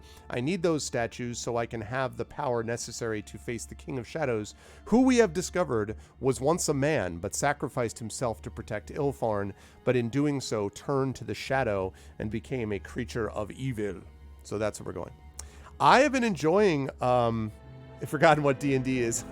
Hey man, I've been doing the Legacy of Dragonholt with D&D with viewers though. I've been having a lot of fun with that. We will get back to it, fear not. He does not call himself Diablo, no. I have been enjoying it quite a bit actually, Fleos. I finally, and I'm on my like 3rd or 4th day of, I guess 4th day now of not doing any work. It's just reading and streaming and music and hanging out with the family and playing games and stuff. So it's been great. I have many more weeks of it to look forward to, so I'm really, really happy about it. It's really nice. Yeah, I announced today also, for those of you who are interested, that my Grey Shade Kickstarter, which is Grey Shade is my book about a dark assassin. Think of like if Jason Bourne were trained in 15th century Rome in the ways of sonic magic. So we're releasing there's a a novel which is coming out shortly from Athos Arts, and then the 2 novels at the other end of it, Renegade and Heretic, which are the second 2 parts of the Grey Assassin trilogy that Grey Shade begins. Those, plus a board game, plus a tabletop role-playing game, plus an audiobook are going to be part of a Kickstarter launching, as I announced today, Tuesday, August 31st, and running through Sunday, October 3rd. So please double check that if you are interested in all that kind of stuff. So yeah, very, very excited about it. Renegade and Heretic. That's a very different kind of book, actually, Trent. He just left you to wander. Here we came, by roads So here we unknown. are, getting This these place spirits is freed. Strong with his contagion, strong with his reek. The communion tree, then it seeks to combat him. Come, sisters, its hopes align with ours. Let Thanks, us dude. follow. You are too kind. So thank you. Yes, I officially announced that today. Okay.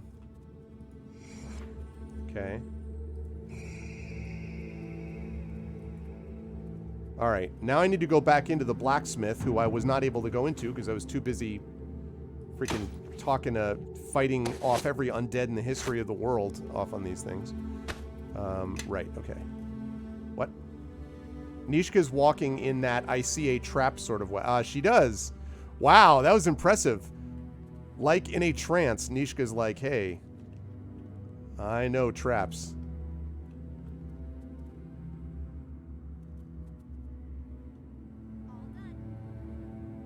Yes.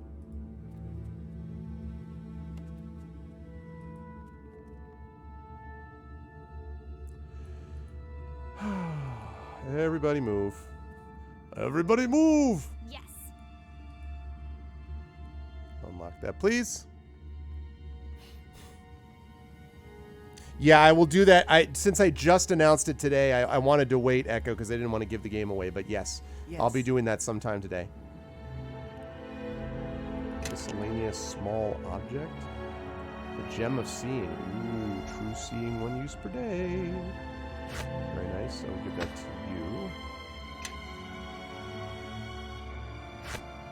Yeah, I used a lot of items in that fight, but that's okay. I mean, like, that's what they're there for.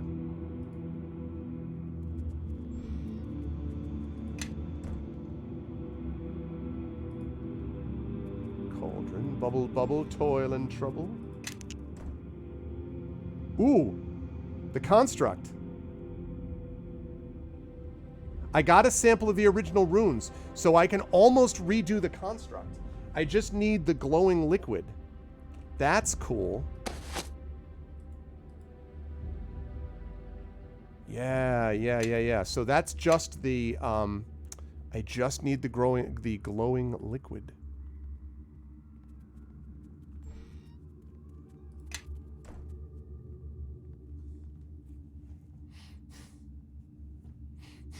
It's a dark web add-on.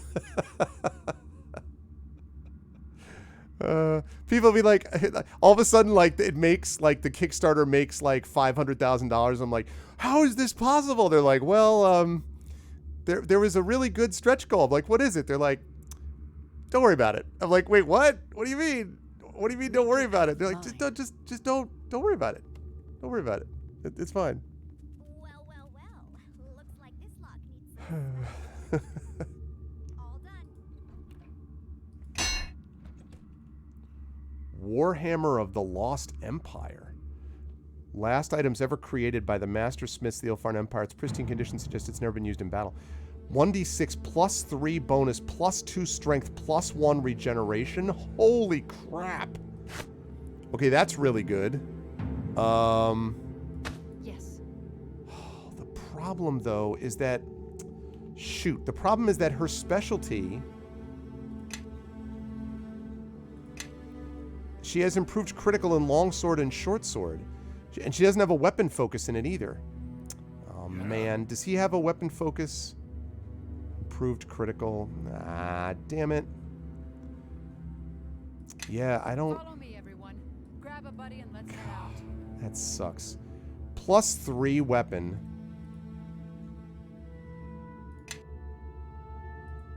A plus 3 weapon and plus 2 strength and plus 1 regen and 1d6 fire damage. Yeah, all the money isn't quite. That is so rough. Shoot. I am listening. All right. Well, anyway.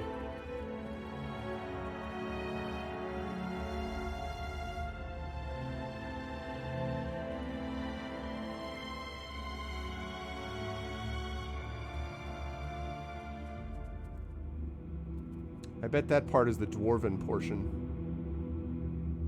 Probably, right? Because I did the library, right? Communion tree. I mean, I just started running around doing all this stuff crazily.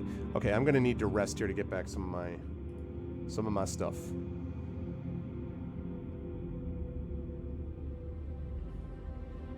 Okay. Now we're gonna put together. We want bless. We want mass aid. Let's do the Aurora chain I am first. listening. Oh, he never used cleansing nova. I have to remember to use that. Okay. Aurora chain. Shining shield.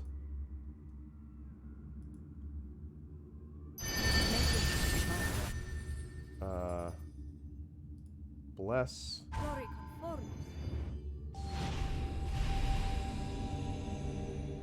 Summon creature. Mass aid.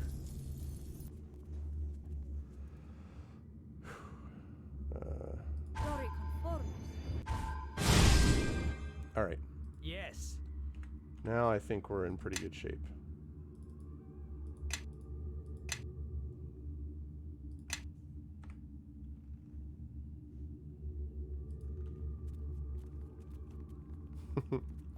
All right. Oh, I need to do that one also.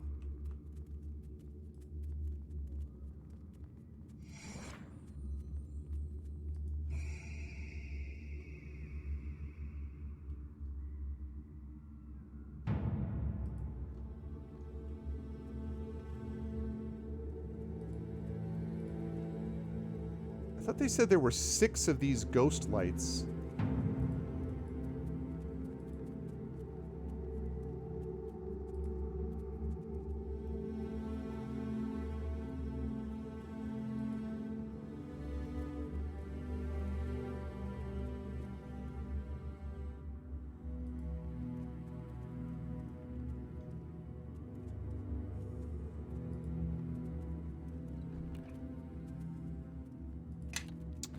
Yes.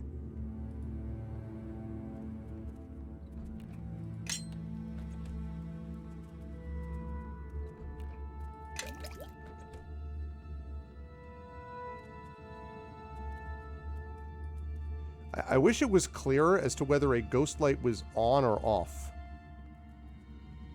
Excuse you? Know that your life is at an end. I know something's on the other side of that door. I didn't want you to do that. I wanted you to freaking fix this trap.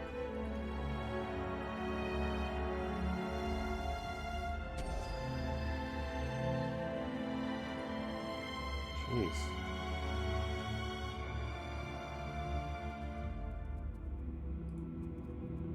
Now disarm that trap. Man.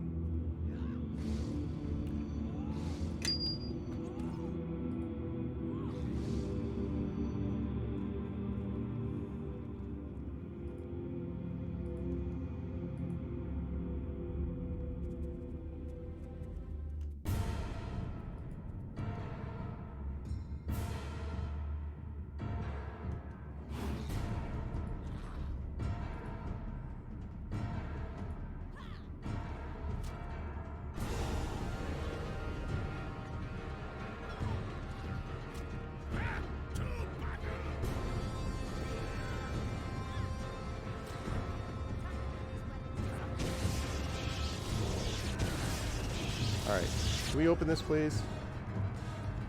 Everyone form up, okay?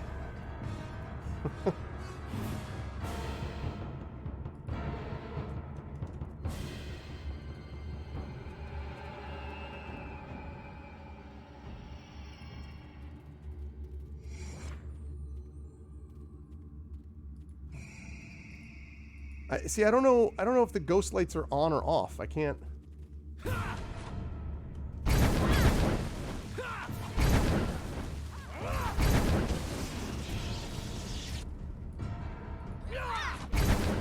for you, Hazel. Meister Shadow.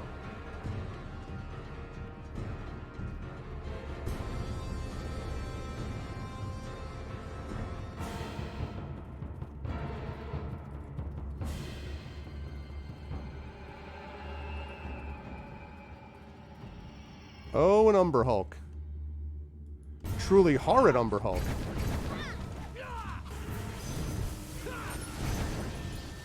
Alright, let's throw a Seeker Arrow on this.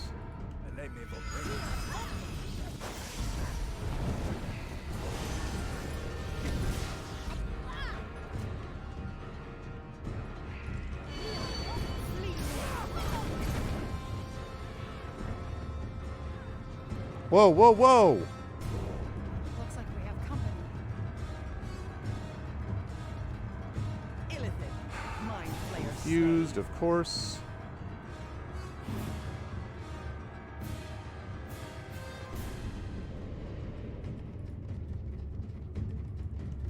Look, how that might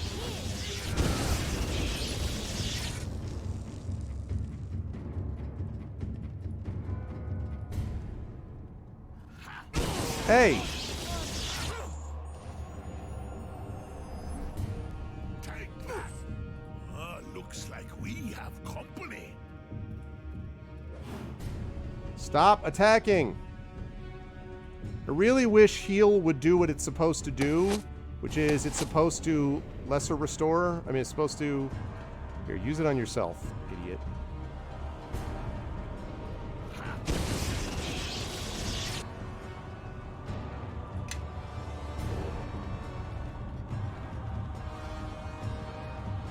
Why do I have a vampire warlock suddenly?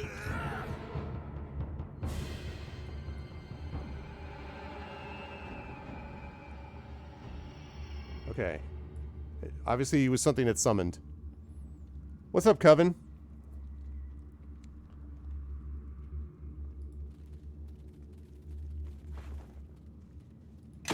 I like the concept of this, but I have to admit, like, of this place, but I'm not super wild about the confusion of aspects of it. It's a little hard to follow what's going on sometimes in here.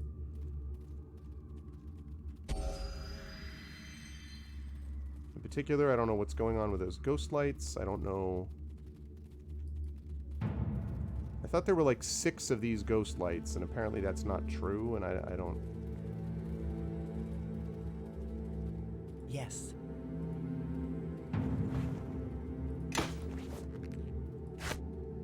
Actually, I think I may have rested while they were still alive, which means I should have...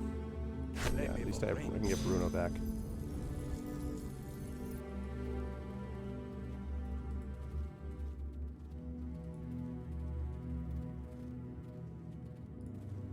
Hello, Spirit.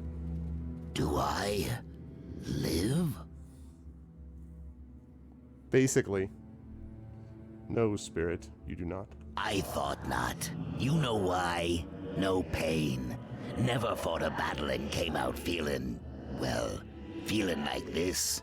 Like nothing. Who are you? Thunderbelly they call me. The Iron Arm of Dardath. Thunderbelly. First dwarf over the walls at Sunstone. That's awesome. Ah, the name's on account of my appetite, see? Got it from the boys on the field of Delambir. Here I was, smiting trolls left and right, and my belly's growling louder than me, on account of no breakfast. Good days those were. Good thunderous days. Oh, I'm all right. Always half expected I'd end like this. I like this world too much to leave. I like to eat and wench and belch and fight. Now here's a spirit with some virtues I can respect. I died in the battle, no doubt. The last battle. When all that remained of Ilfarn went out to meet the Guardian. They say we won. Walled him up in some plane of shadow. But I don't call that a victory. Victory's when I swing my axe and split my foreman's skull. That was no victory, even for the worm. Do you remember the battle? Aye, sure as steel. All the host of Dardath. A 1,000 banners, and iron everywhere, shining as far as I could see. And me at the head of it know, all. right, Duncan? Not the plane of beside shadow. old Grizzlebeard and Lady Crowspite. Above it all, that crystal worm. Gods, but he was big. Where he came from, who can tell? But he'd come to put an end to the Guardian, and that was enough for the likes of us. Good thing we had him, too. He fought even tougher than he looked. Managed to distract the Guardian while the wizards did their work. Ended bad for him, though. What happened to the worm? The Guardian did for him, like he did for all of us. We saw him fall. What about just second dropped breakfast? out of the sky, all shining, like he was carved from diamond. The wizards weren't ready yet, so they sent us in next. Last I remember, the whole host of Dardath was marching forward, me and a few others at their head. Then, all around us, these little shadows. They were everywhere, hundreds of them, and one of them, he was just there, in front of me, all of a sudden, so close, and he reaches for me, and you ended up here. not at first. I think I would have gone with the others. I could feel them, you know, feel them drifting off, going somewhere. Yeah. But not me. I made an oath. It was before the battle. Swore I wouldn't come home till the Guardian was slain. We all said the words, but I meant them. They beat him, those wizards did. They trapped the Guardian. I don't know how I know that, but I know. Whatever you need. Thunderbelly's your dwarf. Okay.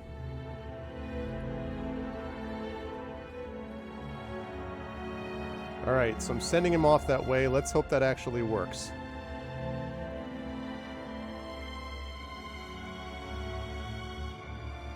Oh, can he not move? Oh, God, it's going to be so frustrating, those ghost lights. Hello?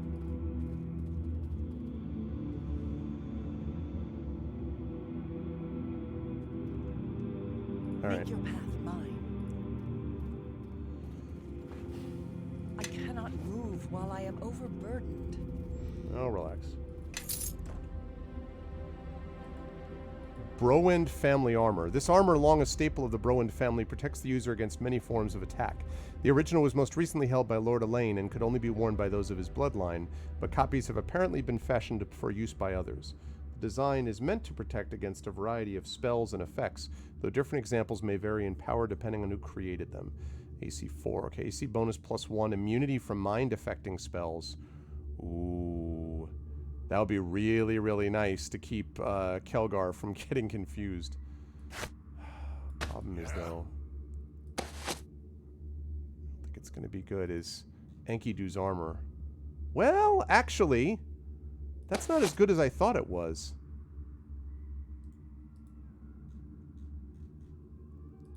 So let's see. This is...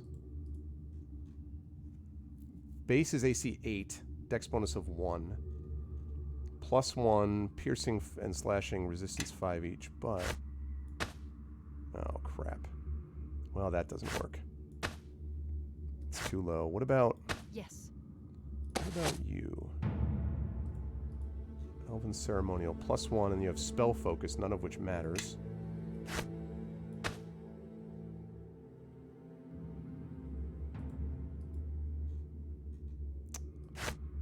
Okay. What about you? I am listening. Right, I have my Arcane Archer. I don't really use True Strike, honestly. +2 AC. Ooh, that's no. No, that's not going to get the job done. What about you? We've got these rogue links, +3 AC. Yeah, this is like made for rogues. That's probably not going to be better. Can you wear this? Oh, +3, +6, +6. Yeah, but that's kind of wasted on her. Okay. So the AC's not quite as good, but this having an immunity to mind affecting spells is awfully nice because I can have her go down. Plus resistance, acid, and fire. Yeah.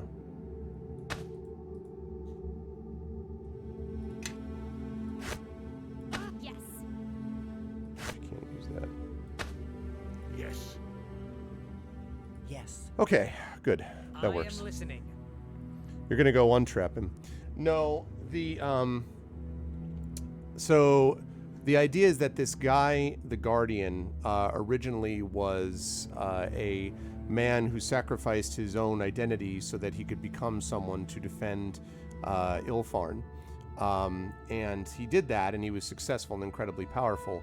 But then, at one point, a Netheril mage basically tried to become the new god of magic.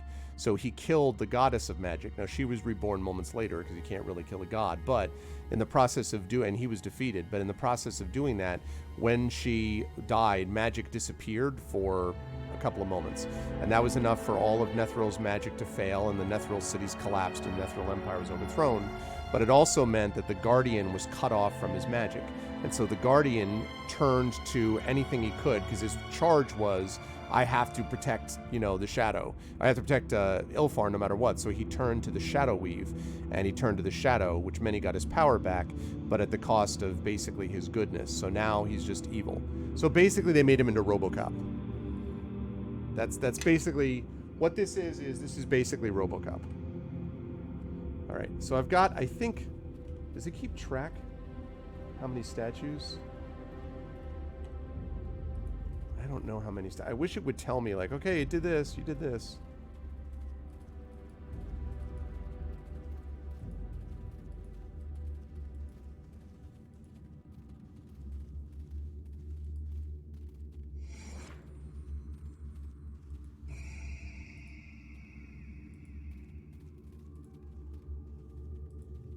Okay, do I go this way?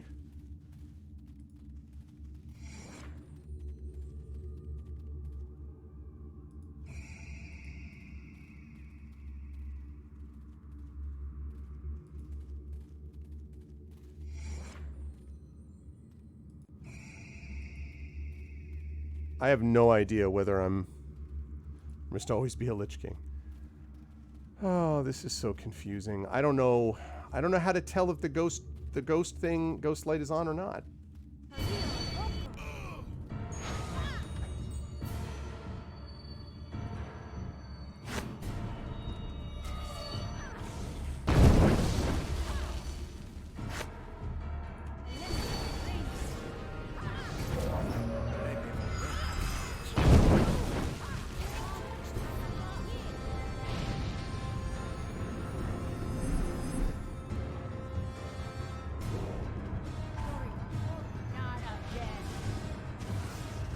Whoops.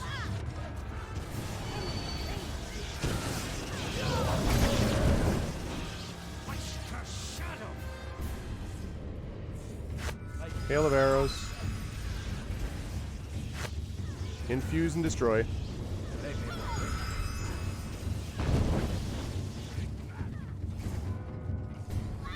And Zariv. Turn undead, please. Whoa, hey. The gang's all here, I see.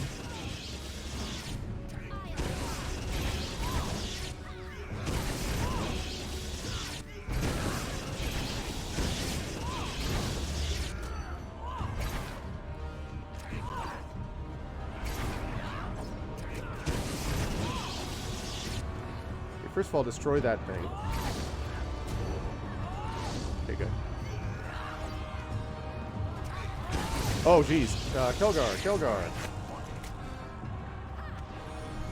Okay. I need to heal you.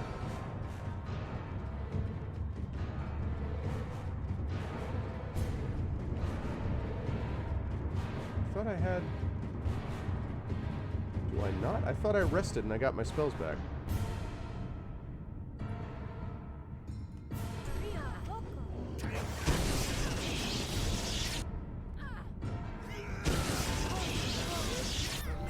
late, Zarib. Little late. Let us attack. Let's throw a super arrow on this guy. Hey, people.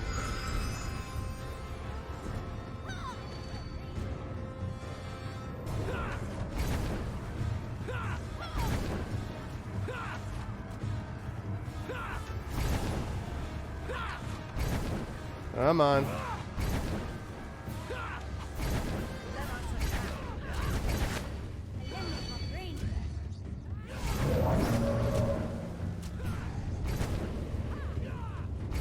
Can we destroy this thing?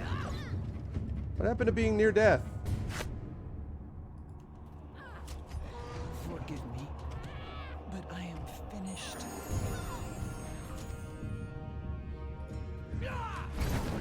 Nice, got him.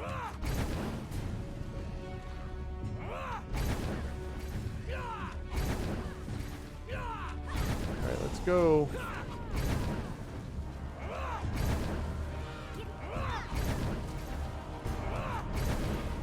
Okay, gassed. And the skeleton. Yeah. What's up, Nev Plays? Oh god, where are you going, Chandra? Can we all pull back, please? Troll kissing orc. Okay, yes. If you're going to attack, attack from here.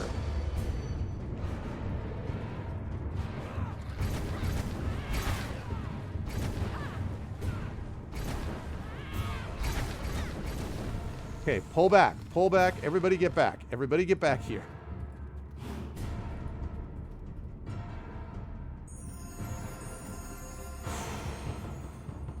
Everyone get over here. Alright, so you work your magic, please. Well, cure critical wounds on yourself. Cure serious wounds on yourself. Bonaparte. Cure moderate wounds on Kelgar. Bonaparte. Cure moderate wounds on Kelgar. Bonaparte. We all know this. Woo! That was rough. Bonaparte. Problem with this whole layout has been that they just run off on their own, which I could turn off the AI to do, but to deal with, but okay. Everybody rest. And I don't know what's going on with those spirits. Like, I don't know how many more of them are gathered around the tree. Quickly. And how many aren't? Okay. You're familiar. There you go. Yes.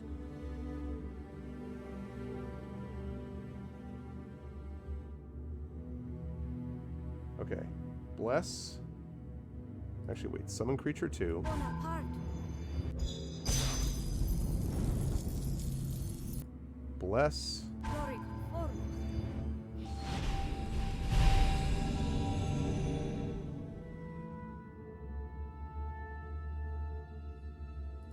Regenerate. Magdo Paramatir. And Mass Aid.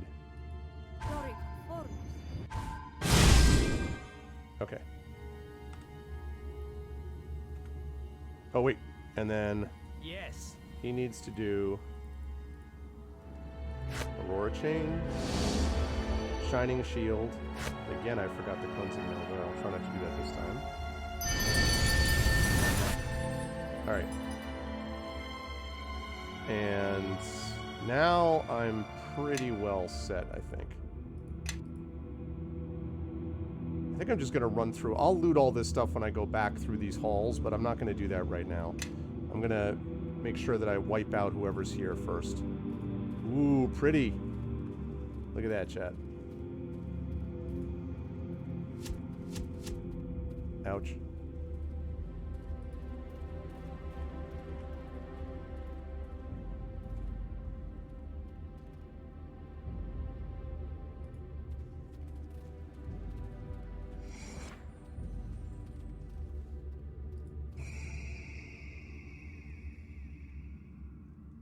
See, I don't know whether that's turning them off or on. I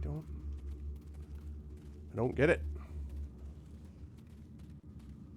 I can smell you, plunderer. I can taste your steel and hear the rustle of the hundreds you've slain, swirling and fading in your wake. Who are you? Names? You won't find names in this place, plunderer. Only questions. Plunderer. He's drained us all of names just like we took his. You're talking about the Guardian, aren't you? Yes, our guardian. I wonder, have you asked yourself the question yet? Have you seen past the ramblings of priests, past the sobs and sighs of broken minds, and spied the real conundrum? What's that? Ilfan was destroyed by the very guardian whose sole purpose was to protect our nation. He was the perfect protector, and yet he turned against us. But why? We stripped him of his name so he had no pride. We stripped him of his self so he had no ambition. His purpose was as pure as it was simple: to protect his nation and destroy its enemies. He wasn't flawed, he was perfect. Yet still, he was our doom. He destroyed you because the Shadow Weave corrupted him. No, that isn't the reason at all. The Guardian turned to the Shadow Weave to further his purpose, only to keep himself alive that he might protect his nation. Yes, and then he was corrupted by it. There's a dirty little secret, one the others won't tell you. We struck first. We never bothered to learn the Guardian's intentions. Really? But he destroyed the forces of Ilfarn. A protector wouldn't do that. Think of it from his perspective. He is the Guardian, the prime defender of his nation. Then he is Plundar. attacked by Ilfarn's soldiers and wizards. No one is more devoted to Ilfarn than he. Therefore, his attackers must be enemies, even if they do wear Ilfarn's colors. Yeah, but what are they? Who can say? The blood-drunk elf girl swooped in before we could ask, before we could think. Yes, the Guardian's nature had changed, but what did that mean? What did he want? Revenge? Did he want his life back? Did he simply want to feed? We didn't even try to find out. As for me, I don't think his motives had changed at all, nor have they ever.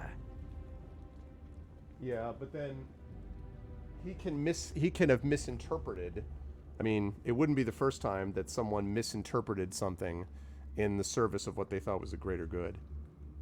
Perhaps. Or lacking an Ilfarn to defend, Yes, is Lord. simply trying to destroy her enemies, wherever he perceives them to be.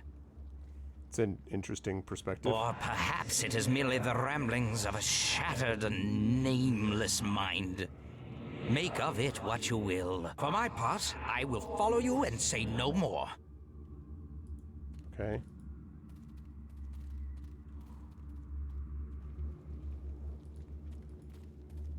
See, so I don't understand. Does this mean... Are you not able to...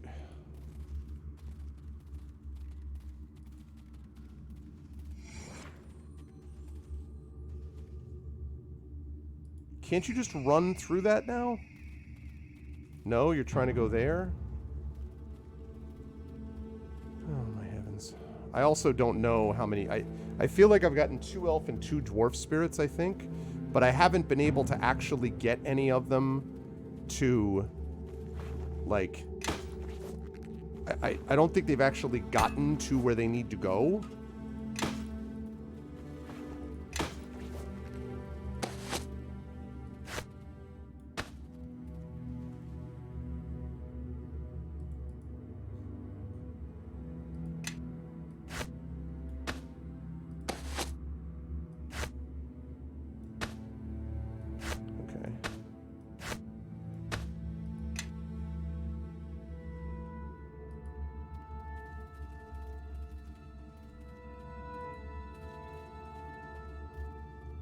I went there already.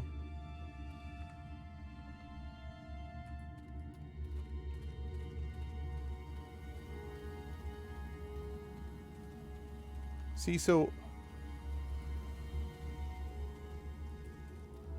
Why can you not go through here? Okay. Are those all turned off now? I think those are turned off. Maybe I have to hit them multiple times? Yeah, okay.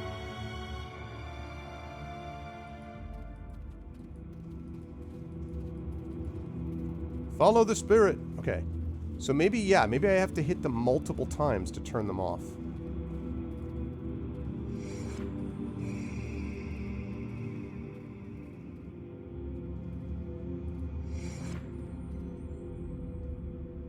Okay. I think those are turned off now. Officially. Okay. Good.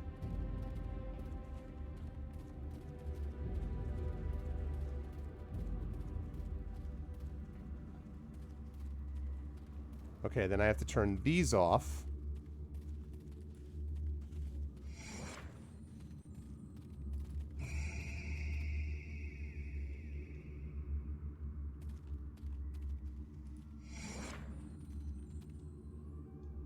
Okay.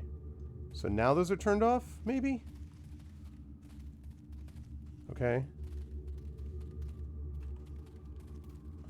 All right, there they both go. That's good news. Oh, yeah, for sure. For sure, Thor. All right.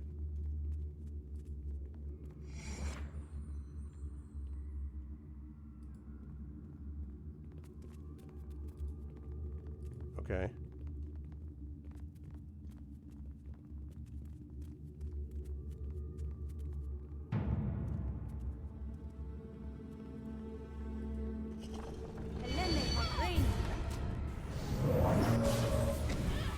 Okay, bad.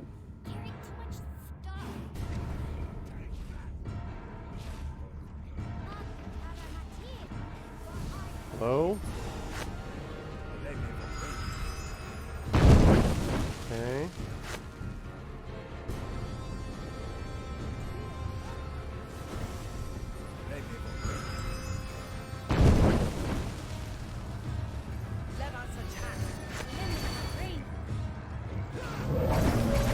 Okay. Now. This guy's bad news. We gotta kill him. Okay. Seeker arrow on the Balehorn.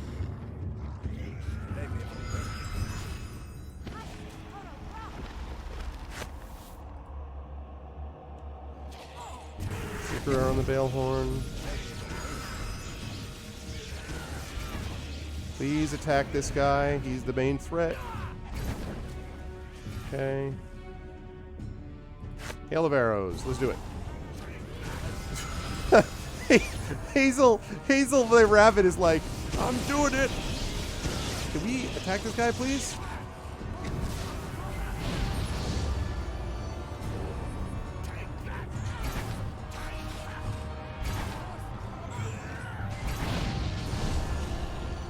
Nice.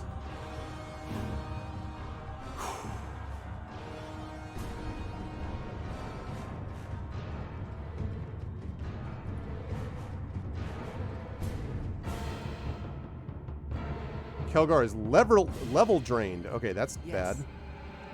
Fortunately, though, I think I can fix that.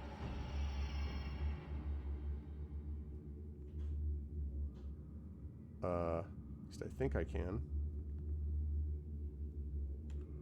Well, we'll see. I might be able to. I got to get them. Darkness must not be breached. Okay. So let me see.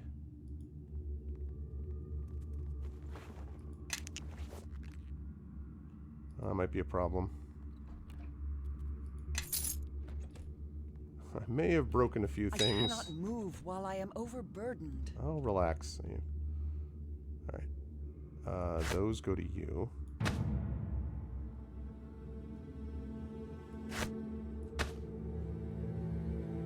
This gets dropped.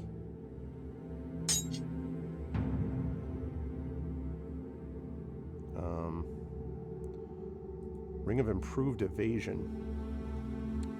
Grants the wearer extreme nimbleness, allowing her to avoid damage. It's improved evasion ability.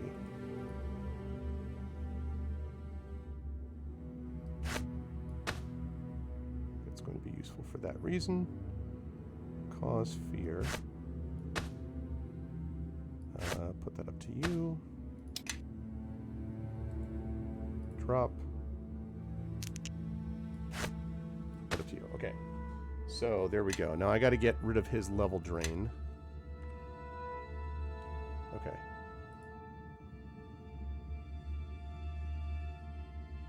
How are you doing, by the way, Trifid? With I know you had a ton of work that you've been doing and stuff like that. How are you feeling about things as we speak? Okay, he's still got his -1 charisma, but everything else is good. I am listening.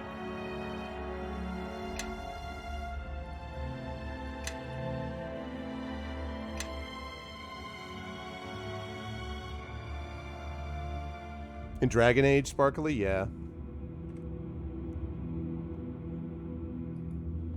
You must pardon me, friend. It was not my custom in life to greet visitors the third with swarms dwarf of spirit. undead. I am called I got 2 elf spirits and Ananias. 3 dwarf spirits.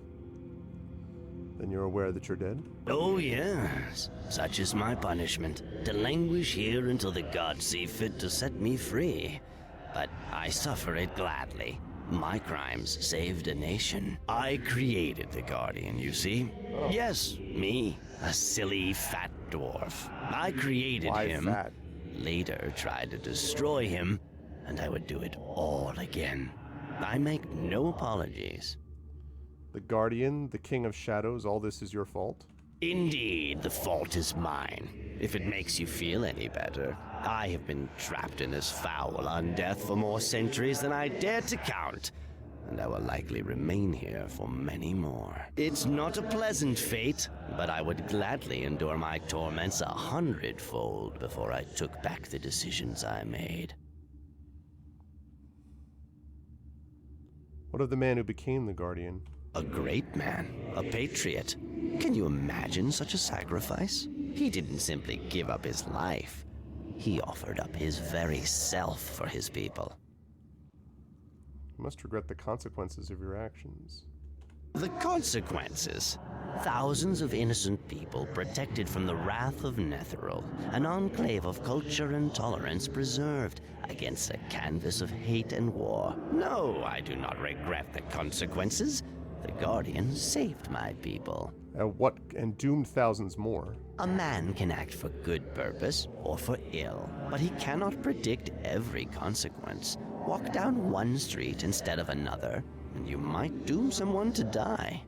But you are a fool if you blame yourself for this. Yeah, the Guardian was conceived with noble purpose. I foresaw no evil in his birth. My conscience is clear. I don't know, man. Like, I can understand the theory behind, you know, if something was intended to be positive, if it did do positive things, then the fact that there are negatives means that on balance it was still a better thing to do than not. I could see someone making that argument. But I think you have to be a little bit less glib of being like, well, you make an omelet, you're going to break a few eggs. Like, come on now. Like, what you ended up doing caused all these problems, regardless of whether you intended it or not. Tired, no way I can move in and decide what to call is hard, and great building momentum. Final interview for the work reorganization application is Thursday. Fingers crossed. Yeah, well, I totally get that idea about the fatigue, Triffid, for sure.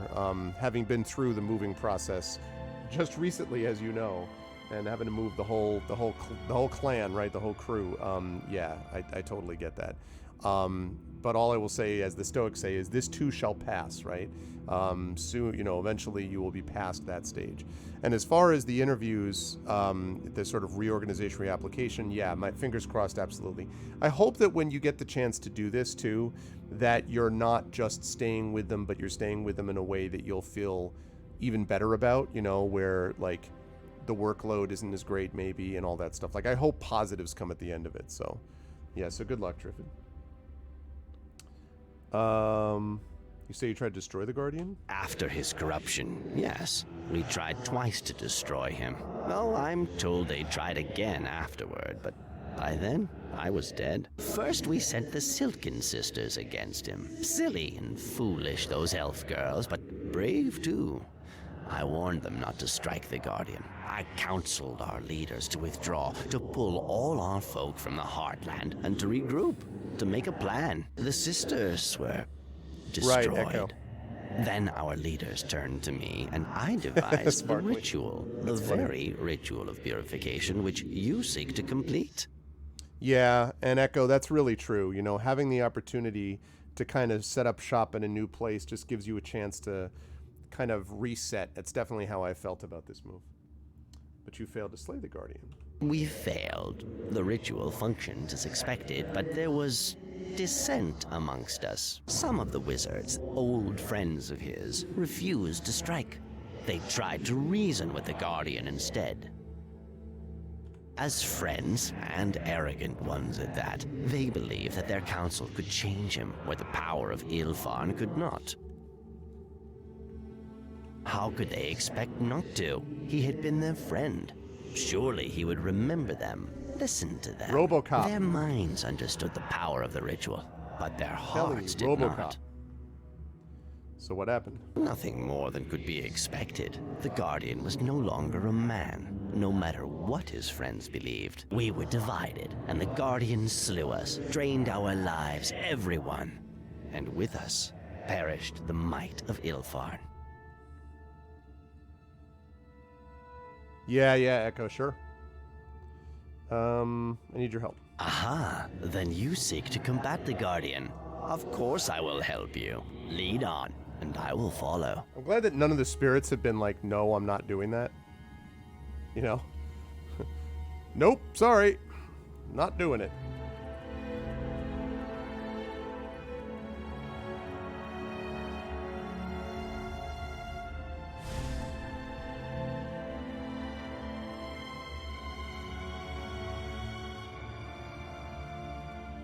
Okay, so I think I've got everything but one elf spirit left. And so I just need to do my work here on getting rid of those ghost lights. It works. It was a little complicated to get through this thing, but I'm figuring it out. I really like, though, how every one of these little sections has its own cool thing, whether it's the Temple of the Seasons or the keep where I had to deal with the ogre mage versus the orc, or whether it's dealing with or this, and then I got the song portal. I don't even know what that part is. That's the last one to do. It's very cool.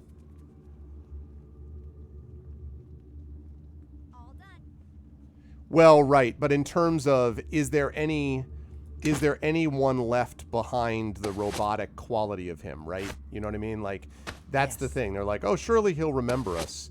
And they claim that he doesn't remember, but of course he does end up remembering some of his old parts. Mistrim Belt of Priestly Might. Grants its fire protection damage, increased strength, AC bonus +2, strength +4.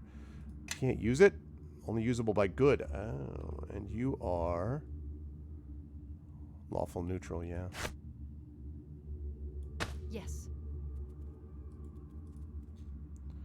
+2 AC, +4 strength is awfully good. Oh, man.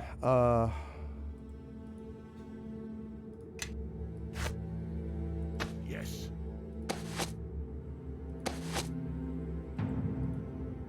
+4 strength. Or +4 strength. Hell yes. What? Doesn't do anything different?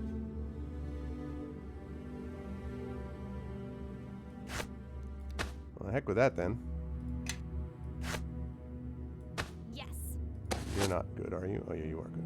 Technically. That's funny. Spell resistance 12.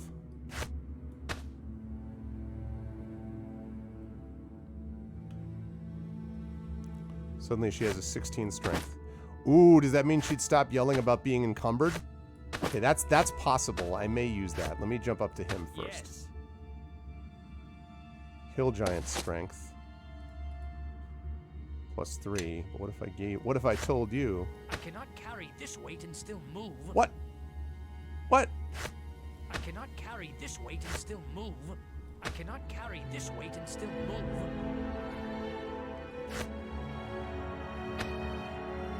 I don't fully understand that. You shouldn't be encumbered. He's got even higher strength than he had before. Yes. Okay, Hill Giant strength. Whoops.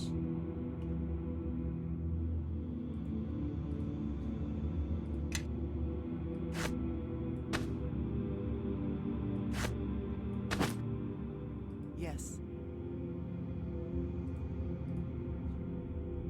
Okay, good. Lovely. All right. Lot of good items in this place. I know, right? Legend of Zelda, I was thinking about that. Okay, so. Turning off all the ghost lights. Okay, good. Turned off. The problem is the delay. If it just didn't have the delay, it would probably be fine. Follow me.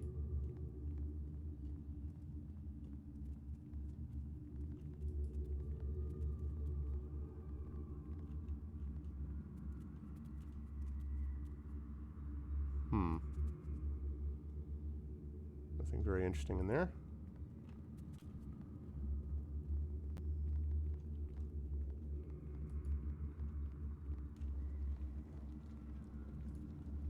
All right, every ghost light is out.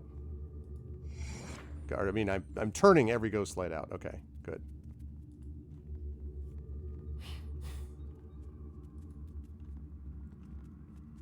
Yeah, I think you're probably right, Thord. All right, let's hit up the rest of these. We got to get all of these out. Yep.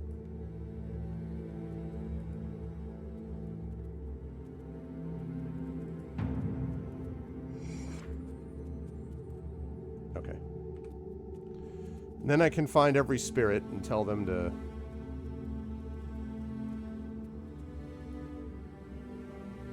I am listening.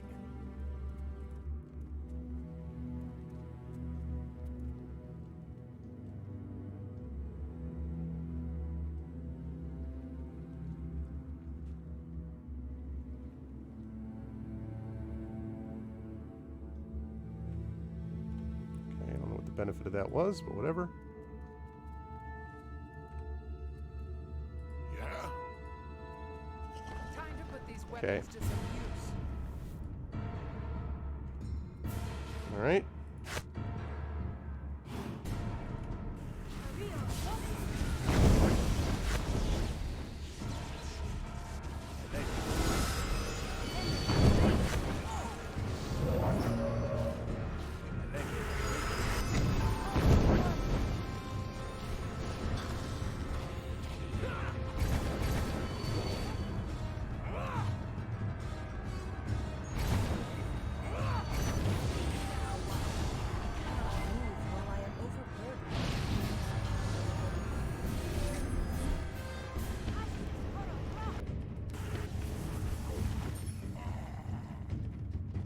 Nice.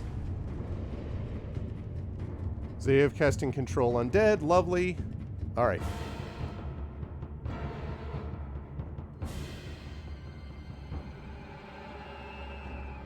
All right, we're just going to wait just a minute to get this thing. Yes. All right, yeah, everybody's frightened. Zayev, can you fix her? No, you can't? I am listening. All right.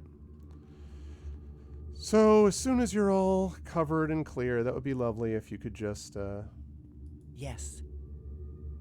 let me actually wait. I think I can restore you, can I? Yeah. Let's get you restored. Magni Paramatir. Thank you. I am listening. All right, everyone get back in here. All right, that's the last elven spirit, I think. All right, let's have you deactivate this. Then we talk to this last elven spirit. Then we run through and get everybody that we didn't get already. We turn off every ghost light in the history of creation in this place. And then we bring them all to the communion tree.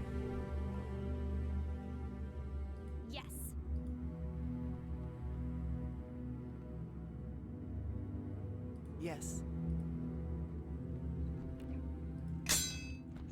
Okay, we have the King's Scythe. This item was modeled on Baron Gordair Nightshold's weapon, a ceremonial scythe meant to make him look more rural and less a tyrant. His fledgling kingdom east of the Inner Sea faltered when a revolutionary movement adopted the symbol in their efforts to overthrow him. Each lieutenant in their league was paired with one of these far more functional duplicates to rally people behind them. There was little remaining of Gordair's legacy. 2d4 plus 2 keen. It's nice, but not as good as what I've already got. All right. Follow me and quickly. Let's talk to the spirit. He burns. He screams. Someone must stop Oh, this is the one who was at the Guardian's Why will bedside. No one listen. Guardian. Is it a crime now to call him by his name? His real name? That man is gone, they tell me. Gone.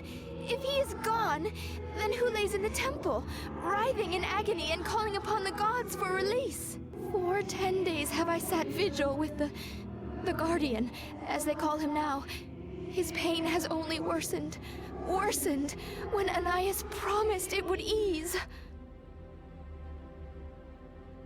Know that this one may not even be aware that she is a shade, and that what she sees with her eyes is only the past, not us here, now. And the one she speaks of, it must be the agony of the Guardian she is recounting for us now. Please, if you could only see him, you would understand.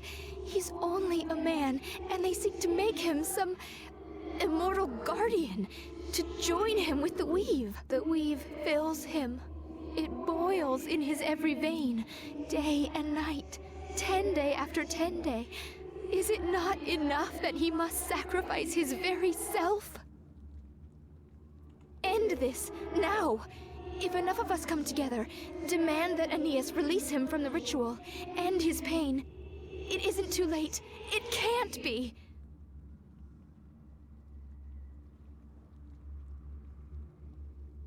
You will? It's been so long since anyone's listened to me. Or has it? Come with you? Very well, I will. I will follow.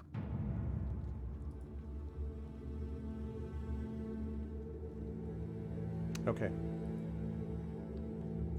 There we go. So now we've got all of the spirits. Now we just have to make sure, we have to find them all. We have to make sure that every ghost light is turned off. So let's do that.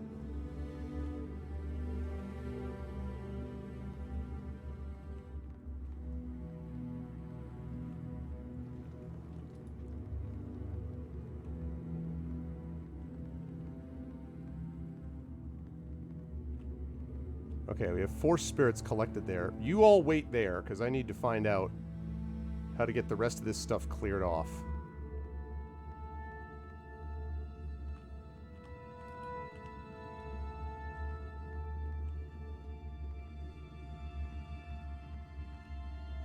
That's all cleared out too.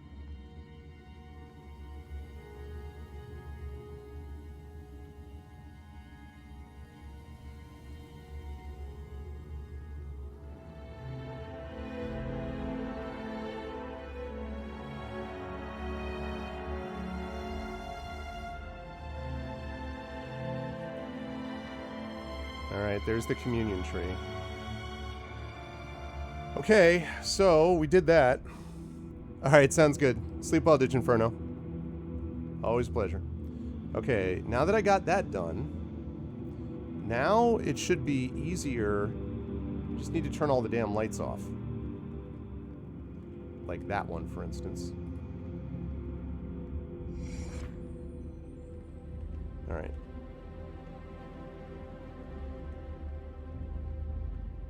Turn this off. Okay. Turn this one off.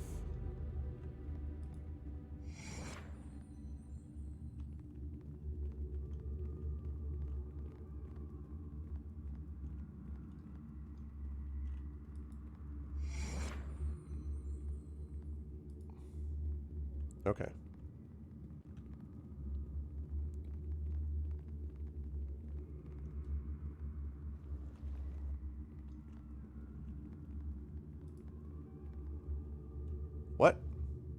Oh, damn it. There's one of these left. Also, what I was doing was I was hitting both of them, which meant that I was deactivating and reactivating them without realizing it. Because I thought I had to hit each one, not just a pair. Okay. You're good. You can go now. Yeah. I fixed it. Your problems is fixed. Your problems are fixed. There you go.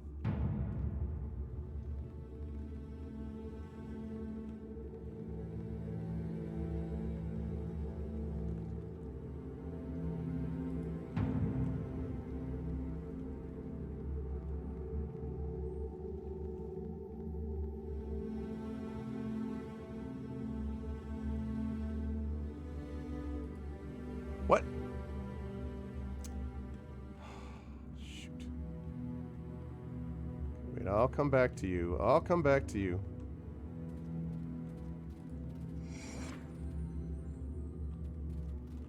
I already got all these on this side, so...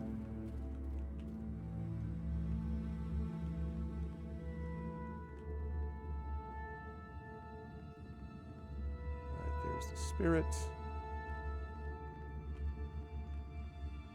Did you just do a full circle? Please don't tell me you just did a full circle. Rotate the camera. Thank you.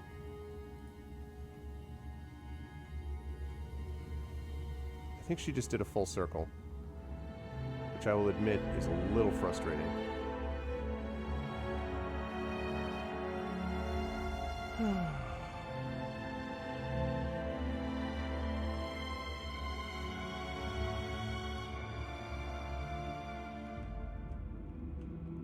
Wait. Right, then you can go left. Can't you go left there?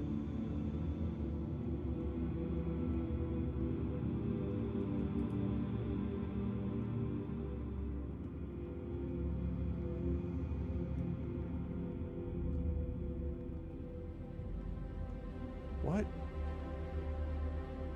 Damn it, it's this... What is the problem? Okay. Go this way. Yeah. Mm-hmm. Right. Go that way. Now go that way. Yeah. Mm-hmm. Great.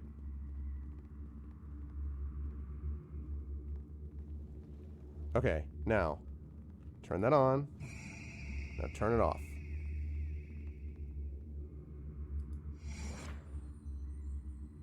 Okay, that's turned off. Is there anything in here that would keep you from going? No, there is not.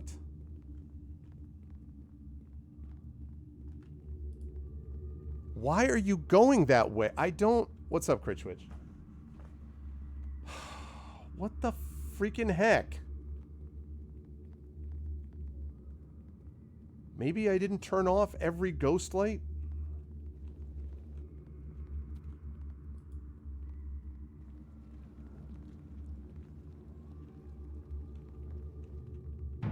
Right. Uh-huh. Yeah.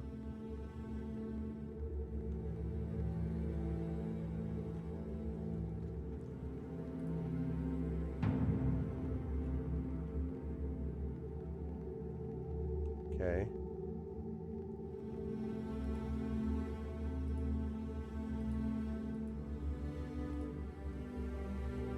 All right, there's 5 of them. Let's go.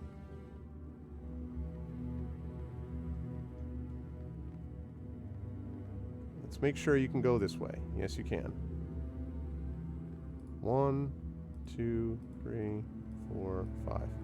Still have this problem. Yeah, don't.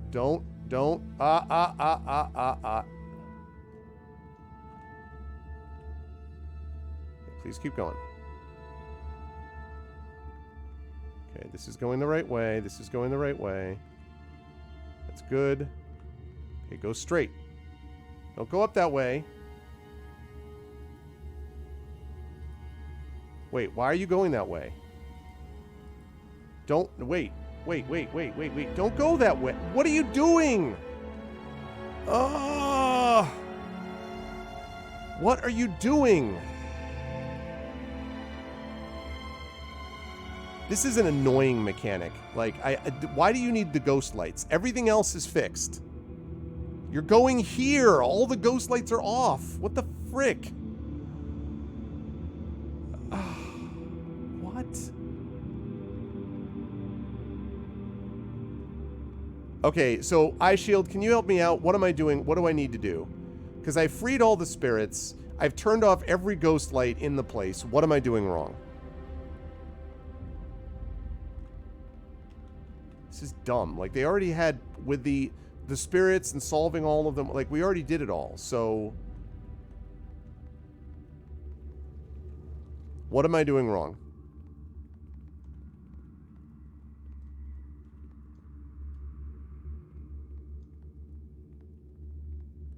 Turning them off gives them free reign. Are you serious? You mean I need to direct them?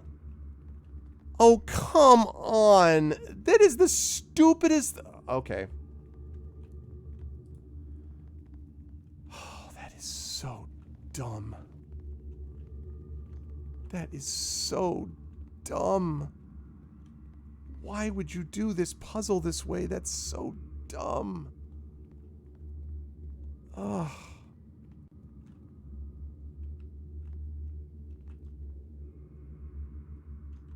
I have no idea where you are now.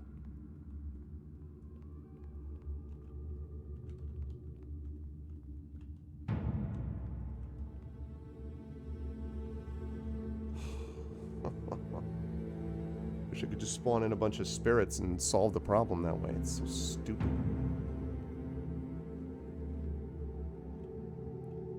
Tedious, tedious busy work.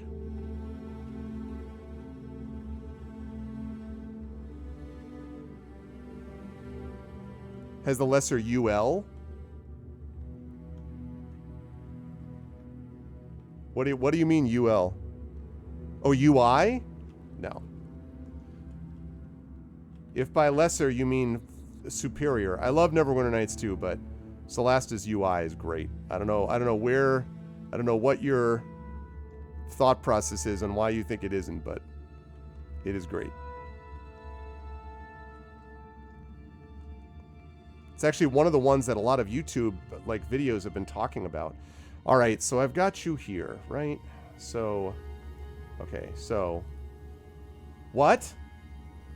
Oh my God, with the rubber banding.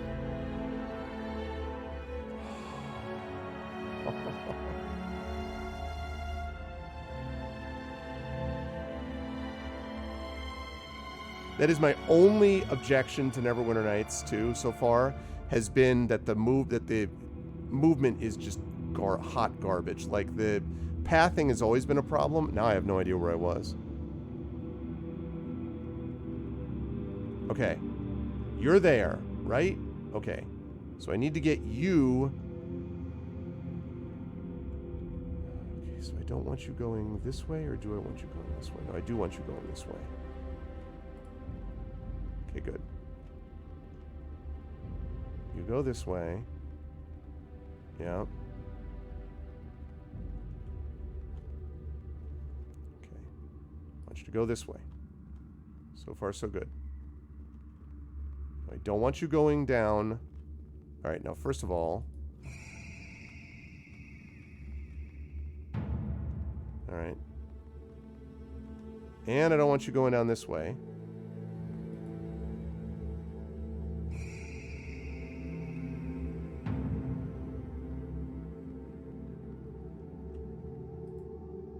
Now you have to go in there.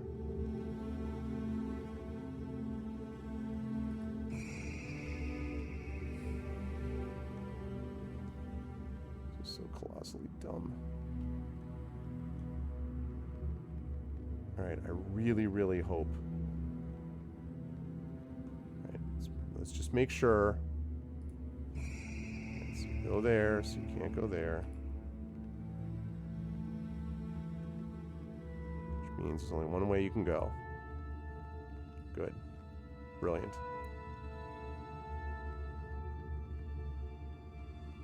Alright, good.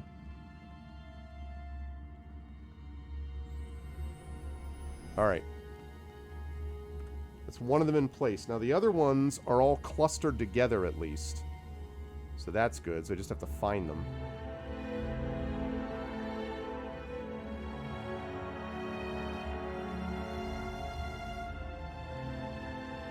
Problem is, I have no idea where they are.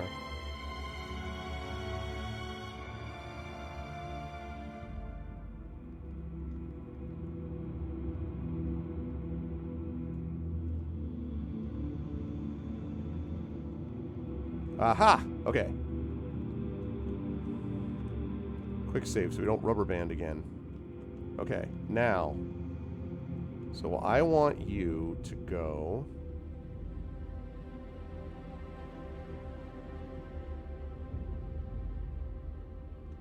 I want you to go up that hallway, yes, so.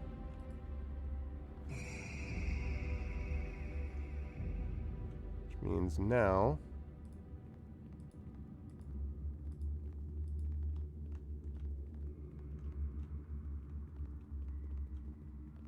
Okay.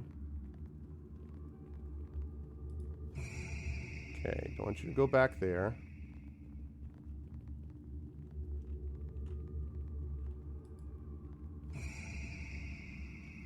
I want that blocked. Okay, fortunately, because they're all together, this is not as bad as it could have been. Could have been really bad.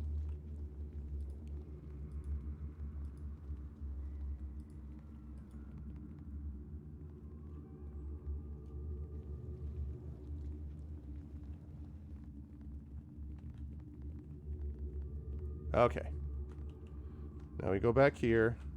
Gonna take any chances. We're gonna do one more like this. Alright.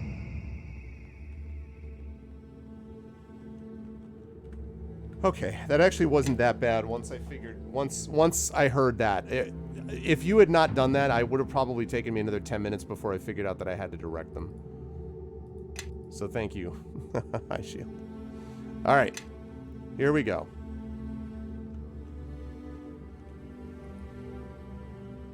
Oh, God. That would have been really frustrating, Sparkly.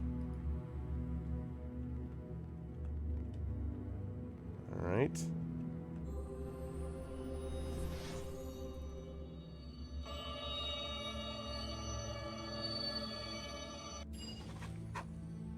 Glad it took spirits. Yay!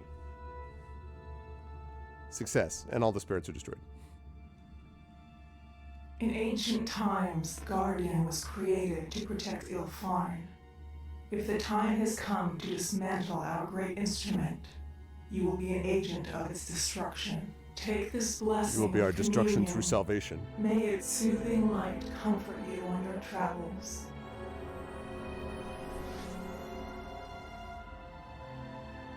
The fourth part of the ritual is complete. One left to go. Focus your will upon the statue.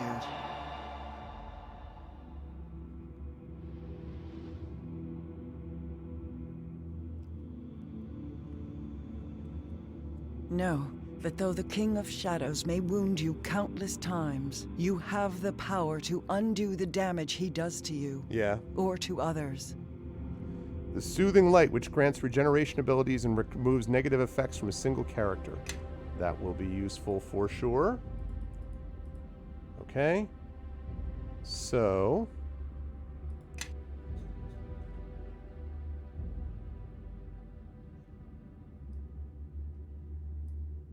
All right.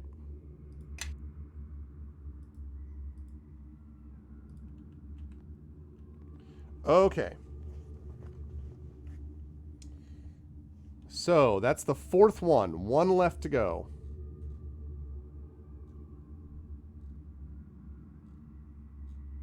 See, the funny thing about this is that Lorne's Disguise, that one's, you know, I already got the... I bypassed Lissa, so that's not an issue. Leldon, who knows what's going on there. Kelgar is not doing that. He doesn't, you know, we're not doing that, so that's just there. And Gellis, I already killed Gellis and all the ogres and all the orcs, so that's pretty much not happening. All right, so that leaves us with one statue left to get, which is nice.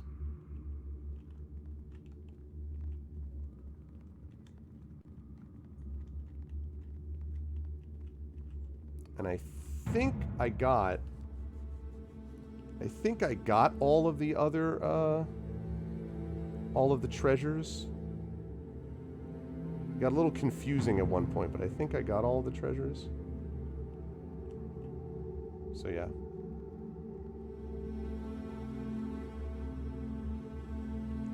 Wonder what my boy Balor has to say about that. You have returned a measure of peace to this place. For that I am grateful. My fellow spirits were in torment, and their pain found expression in the foul creatures that walk these halls. Thanks to you, their torment has abated, if only for a time. Should you defeat the Guardian, I believe that peace will settle over this place at last. Rest will be bittersweet for me. My undeath will end, but my books will crumble even as my body turns to dust. In life, my name was Balor. Now there are none with tongues or minds to speak it. Balor, I said. I was the lore keeper here before darkness came to Ilvarn. They are the last remaining lore of ancient Ilvarn. In life I tended to them, sheltered them, and even in death I could not allow them to crumble as Ilvarn did. Many came to this place in search of knowledge, and I was able to guide them. Those days are gone, but my purpose still burns true. Cool. Here, take these tomes. Ooh, nice. I had nearly completed them at the time of my death. They hold much of the days of Ilfarn within them. They are as much of my memory as I can scribe to words, and it is a vain hope, but perhaps the lessons of our fall may help prevent another. My knowledge is yours. I think I already asked all these.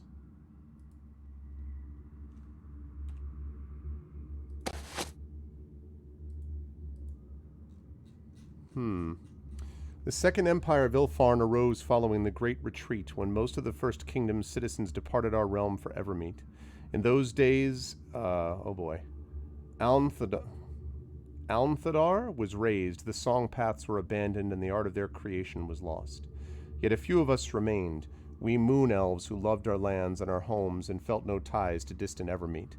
Ours was for many years a secret realm, persisting along the coast in peace and relative obscurity. Those of us who remained were a cosmopolitan folk, trading with the friendly dwarves of Dardath and with those few humans we deemed worthy of our trust. In time, we became more numerous. Our network of free commerce grew into a confederation of peoples. In the hearts of elves, dwarves, and humans alike, there arose a desire to reclaim some part of the glory that was Ilfarn. Where elves alone had built the first empire, what wonders might three peoples achieve if we were forged into one? Upon this ambitious dream, the Second Empire was founded. No longer would we bow to kings or lords. The Second Empire was governed by the revered council, consisting of the high priests of the dwarves, the chief wizards of the elves, and the esteemed elders of the humans. Elves and dwarves were always the most numerous, but the humans burned brightly too. Many went to live amongst the elves and dwarves, becoming as kin to us and learning our sacred arts. Within a few short years, the Second Empire had reclaimed Elthnadar from its ruin, built roads betwixt Dardath, Ardeep, and our human settlements, and driven back the orcs who harried us from across the river Mirar. But words of our realm finally spread beyond our borders, and we drew the eyes of hungry Netheril. Long had the Netherese coveted the treasures of old Ilfarn, but their archmages thought those treasures lost, carried off to Evermeet, or locked away in pocket dimensions, secret and safe. Now they realized that Ilfarn yet lived, with its treasures intact and protected by a growing brood of wizards and priests who might prove a challenge and a threat. Spies began to walk among us, flitting shadows, faceless men, and tiny twisted things. That's cool. We knew them for what they were, and we sensed the eyes of Netheril upon us. The revered council gathered. It was the dwarven priest Aeneas, ever zealous in the defense of the realm, who proposed the creation of the Guardian. A product of ancient magic, the Guardian would be a living extension of the Weave, imbued with a single purpose, to defend Ilfarn and to destroy those who dared threaten her. Yet to create the Guardian, one soul would be forced to surrender not only his life but his very self, and to become one with the Weave. The council deliberated for many days, asking themselves how they could demand such a sacrifice. At last, Aeneas won the day, proposing that they put the choice to the people. Yeah, that's just a bad choice. If someone could be found who was willing to sacrifice himself of his own free will, the project would go forward. Else, the notion of the Guardian would be abandoned. The elders had clearly underestimated their people, for when the call went out for volunteers, many hundreds offered to sacrifice their lives and selves to become the Guardian and to defend their beloved Ilfarn. Aeneas smiled from his high seat in Dardath. He proclaimed that all volunteers would be heard and considered, that the purest and most able of their number might be chosen. I can say little of those long days as the council convened in Arven. They spoke first to one candidate, then to the next, and heard testimony from a multitude of witnesses. What passed within the walls of Riverguard Keep was known only to the members of the council and to those who had offered themselves up for Ilfarn. Nor can I speak or write the name of he who was finally chosen, for his sacrifice requires that his identity be erased and his name forgotten, so that only the Guardian remains. 100 days of torment did he endure under the watchful eyes of Aeneas and his priests. It is said that only one soul, a woman of elven blood, dared remain by his side throughout, but that when the final moment of his transformation came, she was somehow destroyed in a great paroxysm of magics. For on the 100th day the Guardian emerged alone from the Hall of Gems and Colors and took up his appointed watch on the border of our empire. Yeah, that's too much to ask of anyone, and the belief that you can do it completely on your own is just not likely. Joyful were the days after the Guardian's birth. The shadows of Netheril receded from our realm, her spies fled, and her eyes turned to easier prey. Freed from their cares, Ilfarn's people devoted themselves to their studies, to their families, and to their crafts. But the Netherese would yet prove Ilfarn's undoing. In the year of sundered webs, the Archmage Karsus challenged the goddess of magic, aspiring to take her power for himself. To preserve the magic of Faerun, the goddess sacrificed herself. For an instant, the weave ceased to be. In that instant, ruin was wrought upon Netheril, but also upon our Guardian. When the weave failed, so failed the Guardian's lifeblood. He might have allowed himself to die, leaving Ilfarn undefended, but the Guardian's purpose ran strong within him. He turned instead to the Shadow Weave, a forbidden source of magic, and drank deep from its dark font. Thus did the Guardian become a creature of shadow. Our forest began to die. Our people began to weaken. Shining Elthanaldar went silent as its folk lay witless in the streets, staring numbly at the sky as the sun blistered their skin, ants crawled over them, and forest beasts tore their flesh. Too late we realized what had become of our Guardian. Now a creature of shadow, it was in his nature to leech life and energy from all things around him. We fled if we could, and died if we could not. I write these words from Arven, far from the heart of our realm, where the Guardian walks streets and forests gone quiet and cold. All those sent against him have failed to return. The priest Aeneas seeks to devise a ritual by which we might strip away some of the Guardian's power and thus defeat him. But we know also that our realm is finished as surely as Netheril. May those who inherit these lands heed the lesson we failed to grasp. To defend our realm, we created a being of single-minded purpose, and it destroyed all that we sought to preserve. Such single-minded purpose, no matter how well-intentioned, can lead to nothing but sorrow. Yep, that's it. That's the answer right there. Can't do it because the purpose ends up working for different reasons than you might otherwise expect. Everybody, follow me. That's cool.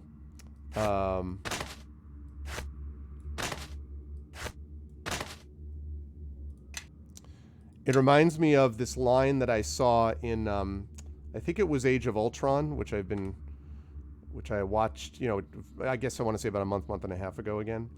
And the quote was, okay. The quote was, Captain America says, "Every time someone tries to win a war before it starts, someone dies. Every time." Which is it's true. If you try to win a war before it starts, it's going to cost you in the end. Follow me and quick. You have returned a measure of peace to this place.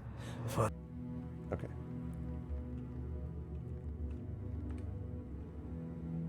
Alrighty. That leads us to the final place that we're going to just head to before we wrap up today. And that is the Song Portal. Yep. The last place that remains. The final statue of purification lies past the portal. Oh, so I had to do all this then. I wouldn't have been able to find anything there anyway. Okay, cool. That's fine. So I had to... This was the only order I could have done it anyway. That's cool. I thought that I was just doing this because it was down the next step, but it was more than that.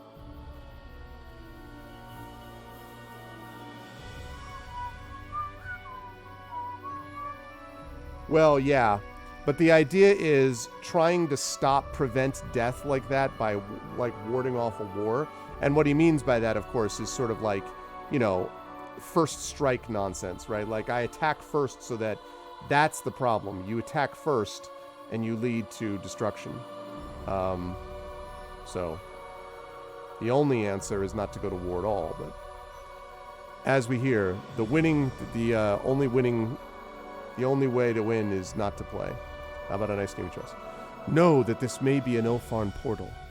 The Ilfarn had many such portals called song portals, well, it says song portal, that linked their vast empire together. They were unlocked by the singing of the Ilfarn people rather than keys of metal or stone. Okay, thanks.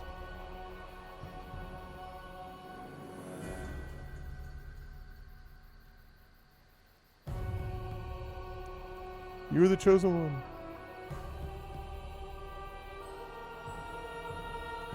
Mm-hmm.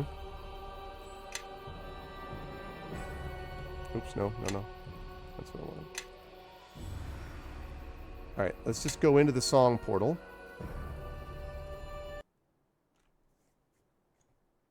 What is this place? It looks like a ruined village, but... Is this West Harbor? This is West Harbor, I think.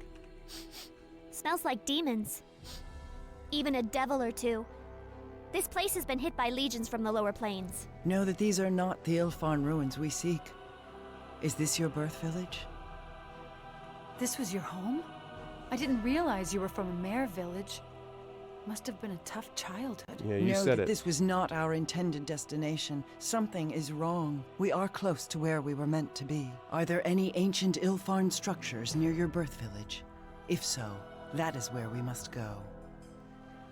Last time I went to ruins around here, Bevel was with me. They're not far. Then that is our true destination. Yet only something of great power could have turned away our arrival from the ruins, even if they are close by. Something more powerful than teleporting around? Great. We should be on our guard. It is possible that whatever caused this disruption is still present. Such disruption may be due to our enemies seeking us. Or, do you hear something? It is like the sound of a child wailing. Yes, I agree. Though I do not believe anyone lives, we may still What do you mean wish by to a search. gameplay perspective, A witness to the iShield? events here would be of value. Let us see where our path takes us. But no matter what, we must make our way to the ruins you spoke of. Alright. West River, finally destroyed. Oh, Webb Mossfield is dead. Georg Redfeld, they're all dead. They killed them all. Alright. We're not going to be able to deal with that right now.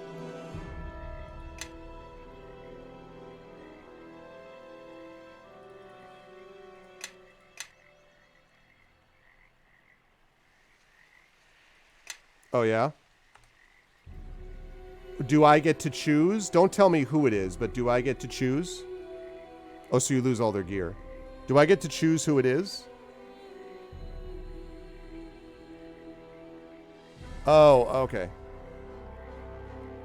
Will I know when that happens? Because my guess is that it's Chandra, because she was the one... My guess is that Chandra is the one that I lose all the gear of. So, because she's the one who's sort of, quote, extra.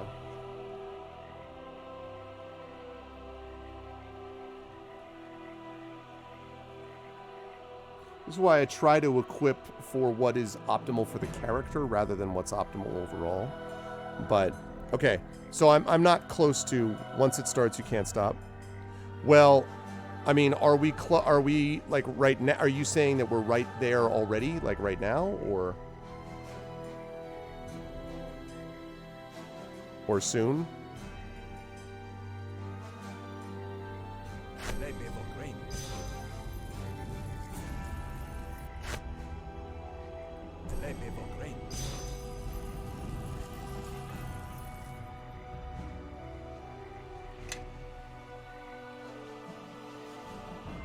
Okay. Will I have any warning that that's likely to happen at all? Or is it just one of those, like, nope, you're screwed type of deals? Because that would be unfortunate if that's indeed the case. Okay. All right, that's something to keep in mind. Thank you for letting me know that, iShield. But seriously though, making really good progress. That was a lot of fun today. So we've got this one thing left to do with the Song Portal. Got to deal with West Harbor, and then we got to go deal with that last ruin. Then we get the last statue, and that will allow us then to face the King of Shadows, and we'll see what happens with these demons and all this other stuff. Yeah, we still got a little bit to figure out. But we made some excellent progress today. So. But I've got to rise up on out of here because in a little less than a half hour, I'm going to be over on GOG.com for Pen and Pixels at 4 p.m. Eastern for Pen and Pixels and for more Solasta Crown of the Magister with the best UI in the business. So you'll want to be there for that. I'm actually really enjoying Solasta quite a bit, so you'll want to be there definitely for that. And then I will be back on this channel for sure on Friday with Esper Genesis, and then I have some Metroid Prime coming up on Saturday. I will say that because I have actually, wait, I'm not sure about that Esper Genesis now that I think of it. Wait just a second here. Absolutely, Turbo. Bring back the whale. I wish. To help me destroy the Netherese, exactly. Yeah, so I've got Metroid Prime. I've got Esper Genesis on Friday, and then I've got Metroid Prime on Saturday. I do want to say that the Esper Genesis thing, I think will be fine, but there is an off chance that there is a possibility that that may end up having to be rescheduled. And the reason is because I'm picking up little Arv, my daughter, from camp on Friday. So I'm not 100% sure about Friday. I think Esper Genesis is going on as scheduled, but I may have to switch that around a little bit depending on time frame. I'm picking up Little Arv at 4:30, but I mean it's 3.5 hours away, and we're not going to go straight back with no stops. So I don't know. I got to think a little bit about how I want to manage that. Well, maybe I'll reverse those around. Anyway, I'll have to think about that. Regardless, though, either way, I know what we've got going on today and tomorrow, so we will be back here soon. And again, there may or may not be some bonus streams in your future as I'm in just starting a nice, relaxing period of reading, gaming, streaming, family time, music, and almost no work, except for when Greyshade comes, the last edit from Greyshade comes, and I'll have to do that. But once that's done, that's it. I don't have anything else, so I'm excited about that. But I got to rise up on out of here, as I say, because I've got GOG coming up at the top of the hour. If you liked what you saw, exactly, Echo, a pure sabbatical, finally. If you liked what you saw and heard today, please make sure to follow the channel. Check out our YouTube at !ArvTube, Discord at !ArvCord, Twitter at !ArvTweets, website arvaneleron.com. Yeah, I know. It's true, Echo. Well, not the full year. Because in the fall, remember, of last year, I was teaching still. I was teaching remotely, but I was teaching. So my sabbatical was this spring, and that was, not quite as restful as one might hope. But I'm getting the rest now, so it's good. Anyway, if you like what you saw and heard, do all that stuff that I mentioned. Website arvaneleron.com. Financially, !Arv Shop for the merchandise area. !Arv Treon for the Patreon. Please support me over there. And then ! And that also allows you to, and then you can also sub to the channel, which a number of you have done subs or resubs, and that really does help as well. So please consider jumping on board for any or all of that, because it really does make a difference to the channel and gets cool stuff for you as well. Otherwise, don't forget, as always, on the publishing side, Icarus for my Icarus graphic novel from Mathis Arts, Greyshade KS. Again, for those of you who missed this, the launch date of the Kickstarter is happening on August 31st, Tuesday, August 31st, 8 weeks from now, 2 months basically from now will be the official launch date of the Kickstarter, and it will be ending on October 3rd, which is a Sunday. It'll end at Origins. Very excited about this, and it's going to be a big deal for me, so I really hope that people will be able to jump on board. I think everyone's going to really like what they see from this. So please consider jumping on board and supporting us there. And Exclamation Point Library is, of course, Tales and Tomes from the Forbidden Library, my 5e adventure and sourcebook from Alligator Alley Entertainment, which, like Athos, is also contributing to that Gray Shade Kickstarter. So please consider supporting those. Last but certainly not least, Exclamation Point BLM, Black Lives Matter. Very important to affirm and assert the significance and importance of Black lives, as I always say and will continue to say here. And Exclamation Point Help Now, which is the World Health Organization page on suicide prevention. Very important to reach out to others when you need help and to reach out to others when they need help as well. I will see you folks in about 23 minutes or so, roughly speaking, give or take, over on GOG for some Pen and Pixels and Celasta Crown of the Magister. Until then, really fun session today of Neverwinter Nights 2 complete. I hope you folks enjoyed it as well. And spread the word about the channel and the show and all the good stuff. And I will see you folks here very soon. Until we speak again, bye for now, everyone. Be good to each other.